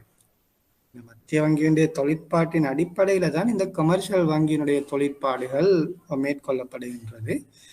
அப்ப நான் இப்போ டியூட்ல படிச்சு தர நேரம் இதை நான் உள்ளடக்கி இருக்கல. ஏனென்றா இது எப்படிக்குமே எங்களோட ஸ்கோப்புக்குள்ள வராது, எங்களோட பாடத்திட்டத்துக்குள்ள வராது. ஆனாலும் பாஸ்ட் பேப்பர்ல ஒரு 2 கேள்வி நான் கண்டன். தொடர்ந்து இந்த சென்ட்ரல் பேங்கிங் சம்பந்தமா ஒரு கேள்விகள் இருக்குது, ஒரு 5-10 மார்க்ஸுக்கு தொடர்ந்து கொண்டிருக்கிறன்றதால நான் இதை உங்களுக்கு ஒரு சம்மரி ஸ்லைடா போட்டிருக்கிறேன். ஆனால் இதுக்குரிய எல்லா டீட்டெயிலும் நீங்க ஏற்கனவே சர்வே ஃபைனான்சியல் சிஸ்டத்துல படிச்சு தான் இருப்பீங்க. ஓகே, அப்ப பிரதானமாக 2 வகையா பிரிக்கலாம், மைய தொழிற்பாடு, மூவர் தொழிற்பாடு. மைய தொழிற்பாடுகள் என்ற நேரம் அதுல சில முக்கியமான தொழிற்பாடுகள் இருக்குது. நாணய கொள்கையை மேற்கொள்ளுதல். அப்ப இதன் அடிப்படையில தான் மத்திய வங்கியினுடைய அந்த கொள்கை வட்டி வீதங்களை மாற்றி அமைத்தல், பண நிரம்பலை கட்டுப்படுத்தல், பணவீக்கத்தை கட்டுப்படுத்தல், அது போன்ற தொழிற்பாடுகள் தான் நாணய கொள்கை மேற்கொள் என்ற தொழிற்பாட்டுக்குள் வருகின்றது. அடுத்தது செலாவணி வீத கொள்கையை மேற்கொள்ளுதல். இங்க என்ன நடக்கும்னு கேட்டா, அந்நிய செலாவணி வீதத்தை கட்டுப்படுத்துதல், அந்நிய செலாவணி திரவத்தன்மையை முகாமைத்துவம் செய்தல், அந்நிய செலாவணி கொடுக்கல் வாங்கலுக்கு உதவி அளித்தல், அது போன்ற தொழிற்பாடுகள் வருகின்றது. அடுத்தது அலுவல் சார் பன்னாட்டு ஒதுக்கங்களை முகாமைப்படுத்தல். இது ஒபிஷியல் ரிசர்வ்ஸ். அப்போ ஒவ்வொரு நாடுமே அந்த நாட்டுக்கு அந்நிய செலாவணியில ஒரு ஒதுக்கங்கள் வைத்துக்கொள்ள வேண்டும். ரைட், ரிசர்வ் வச்சிருக்கணும், ஃபாரின் ரிசர்வ்ஸ் என்று சொல்லுவோம். அப்ப அது தொடர்பான தொழிற்பாடு தான் இதற்கு கீழே வருகின்றது. இதுல உங்களுக்கு இதை பத்தி டீட்டெயில் தேவை என்று சொன்னா படிக்கிறதுக்கு ஒரு லேசான வழி இருக்குது. அதையும் நான் சொல்றேன், எப்படின்னு சொல்றேன்.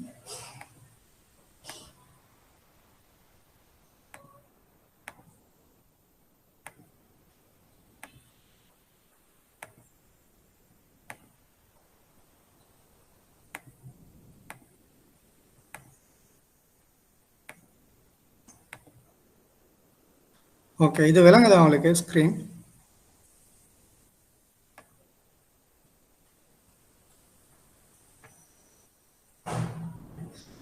இந்த சென்ட்ரல் பேங்க் வெப்சைட் இந்த ஸ்க்ரீன் விளங்குதா? ஓகே, அப்போ இதில் நீங்கள் போயிட்டுட்டு இந்த cbsl.gov.lk என்ற இந்த சென்ட்ரல் பேங்க்குடைய வெப்சைட்டுக்கு போயிட்டு ஏன்னா தமிழ் மொழி இன்னும் 3 லாங்குவேஜ் இருக்குது. அப்போ இதில் தமிழ்ன்றதை கிளிக் பண்ணீங்கன்னு சொன்னால் உங்களுக்கு இதில் தமிழ் மீடியத்தில் எல்லாம் வரும். இப்போ இதில் நீங்கள் பார்த்தீங்கன்னு சொன்னால் நாணய கொள்கை எப்படி செய்கிறது, ரைட், இந்த இல்லை கொள்கை வட்டி வீதங்கள், அடுத்த நிதியியல் முறைமையில் என்னென்ன தொழிற்பாடு, ரைட், இதில் இப்போ முக்கிய தொழிற்பாடு இருக்குது, வங்கித்துறை பற்றி இருக்குது, எல்லாம் இருக்குது, ரைட். இதில் மேக்ரோ ப்ருடென்ஷியல் சூப்பர்விஷன் இருக்குது, நிதியியல் சந்தை தொடர்பாக இருக்குது, கொடுப்பனவு தீர்ப்பன முறை தொடர்பான தொழிற்பாடுகள் இருக்குது, நிதியியல் சாதனங்கள் பற்றி இருக்குது. இதில் இந்த டேப்ல ஒவ்வொரு டாப்பிக்கையும் நீங்கள் பார்த்தீங்கன்னு சொன்னால் உங்களோட சப்ஜெக்டுக்கு தேவையான நிறைய விடயங்கள் எடுக்கலாம். அப்போ இதில் பார்த்து நீங்கள் ஒரு ஷார்ட் நோட் மாதிரி செஞ்சு கொண்டீங்கன்னா சரி. ஓகே, இப்போ நாங்கள் எங்களோட ஸ்லைடுக்கு வருவோம்.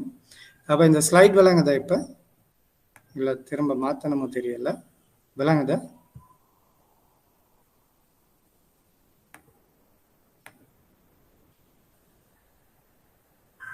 ப்ரெசன்டேஷன் ஸ்லைட் விளங்குதா?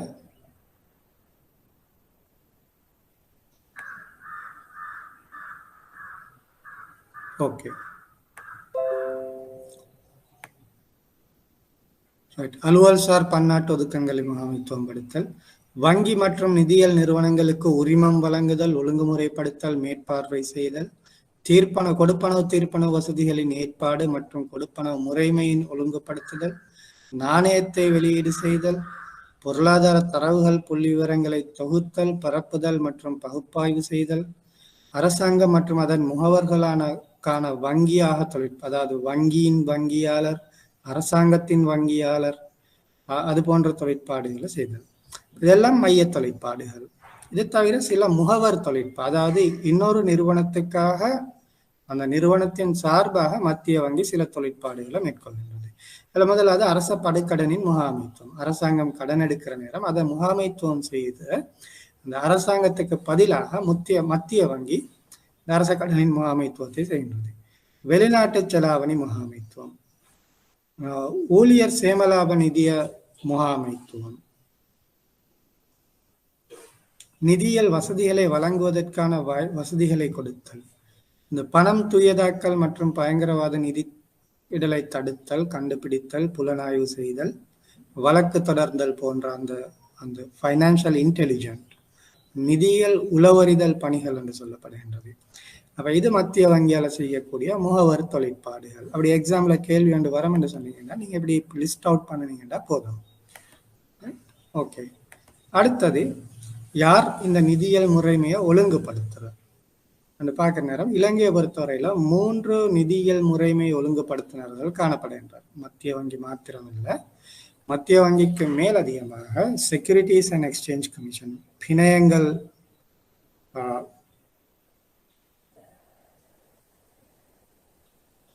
தமிழ் பேர் நினைவதில்லை, பாவம் திரும்ப பின்னால் இருப்பதோ தெரியல. ஓகே, பிணையங்கள் பரிவர்த்தனை ஆணைக்குழு, மத்திய வங்கிக்கு மேலதிகமாக பிணையங்கள் பரிவர்த்தனை ஆணைக்குழுவும்,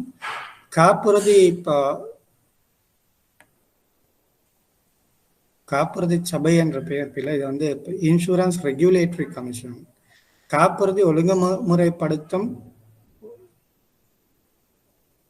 கூடிய அந்த அமைப்பு.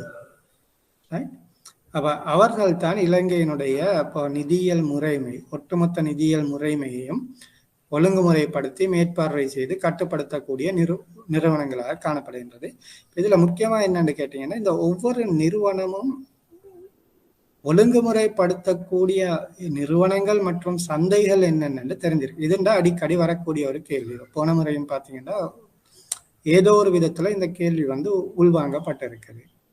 அப்ப மத்திய வங்கியால் ஒழுங்குமுறைப்படுத்தப்பட்டு கட்டுப்படுத்தப்படக்கூடிய நிறுவனங்கள் மற்றும் சந்தைகள் என்று பார்க்கிற நேரம் அதுல உரிமம் பெற்ற வங்கிகள், உரிமம் பெற்ற நிதி கம்பெனி, பதிவு செய்யப்பட்ட குத்தகை நிறுவனம், நுண்பாக நிதி கம்பெனிகள், அரச பிணையங்களில் உள்ள முதல்நிலை வணிகர்கள், வெளிநாட்டு செலாவணியில் அதிகாரம் அளிக்கப்பட்ட வணிகர்கள், நாணய மாற்றுனர்கள், பணத்தரகர்கள் இவர்கள் எல்லாமே மத்திய வங்கியால் ஒழுங்குமுறைப்படுத்தப்படக்கூடிய நிறுவனங்கள். பிணையங்கள் பரிவர்த்தனை ஆணைக்குழுவால பார்க்கிற நேரம் இதை தனி முழுக்க ஸ்டாக் மார்க்கெட்டோடு தொடர்புபட்டது. பங்கு பரிவர்த்தனை, பங்கு தரகர்கள், கூறு நம்பிக்கை கம்பெனிகள், பங்குச்சந்தை கடன் வசதி வழங்குவோர், கொடுக்கடன் தரமிடல் முகவர்கள், முதலீட்டு முகாமையாளர், பங்குரிமை மூலதன மற்றும் தனியார் படுகடன் பிணையங்களின் தீர்வகங்கள் இவற்றை இந்த பிணையங்கள் பரிவர்த்தனை ஆணைக்குழு மேற்பார்வை செய்கின்றது. காப்புறுதி சபை என்ற பெயர் இப்ப மாற்றப்பட்டிருக்குது. இப்ப நான் சொல்றது இன்சூரன்ஸ் ரெகுலேட்டரி கமிஷன், காப்புறுதி நியாமன சபை என்று. அவர்கள் காப்புறுதி கம்பெனிகளையும் காப்புறுதி முகவர்களையும் காப்புறுதி தரகர்களையும் ஒழுங்குமுறைப்படுத்துகிறார்கள்.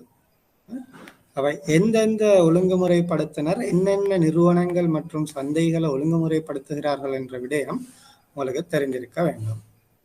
ஓகே, அடுத்தது இந்த பணிப்புரைகள் பற்றி, முக்கியமான பணிப்புரைகள் பற்றி படிக்க இருக்குது. அது நாங்கள் இப்போ அடுத்த கிழமை படிப்போம், அடுத்த கிளாஸ்ல படிப்போம். அப்போ முக்கியமான பணிப்புரைகள்லையும் சில முக்கிய விடயங்கள் நீங்கள் தெரிஞ்சிருக்க வேண்டும். அவற்றை பற்றி நாங்கள் அடுத்த கிழமை படிக்கலாம். ஓகே, இதில் ஏதாவது டவுட் இருக்குதா? நாங்கள் இன்னைக்கு படித்த விஷயத்தில் ஏதாவது கேள்விகள் கேட்க இருக்குதா? கிளாரிஃபிகேஷன்?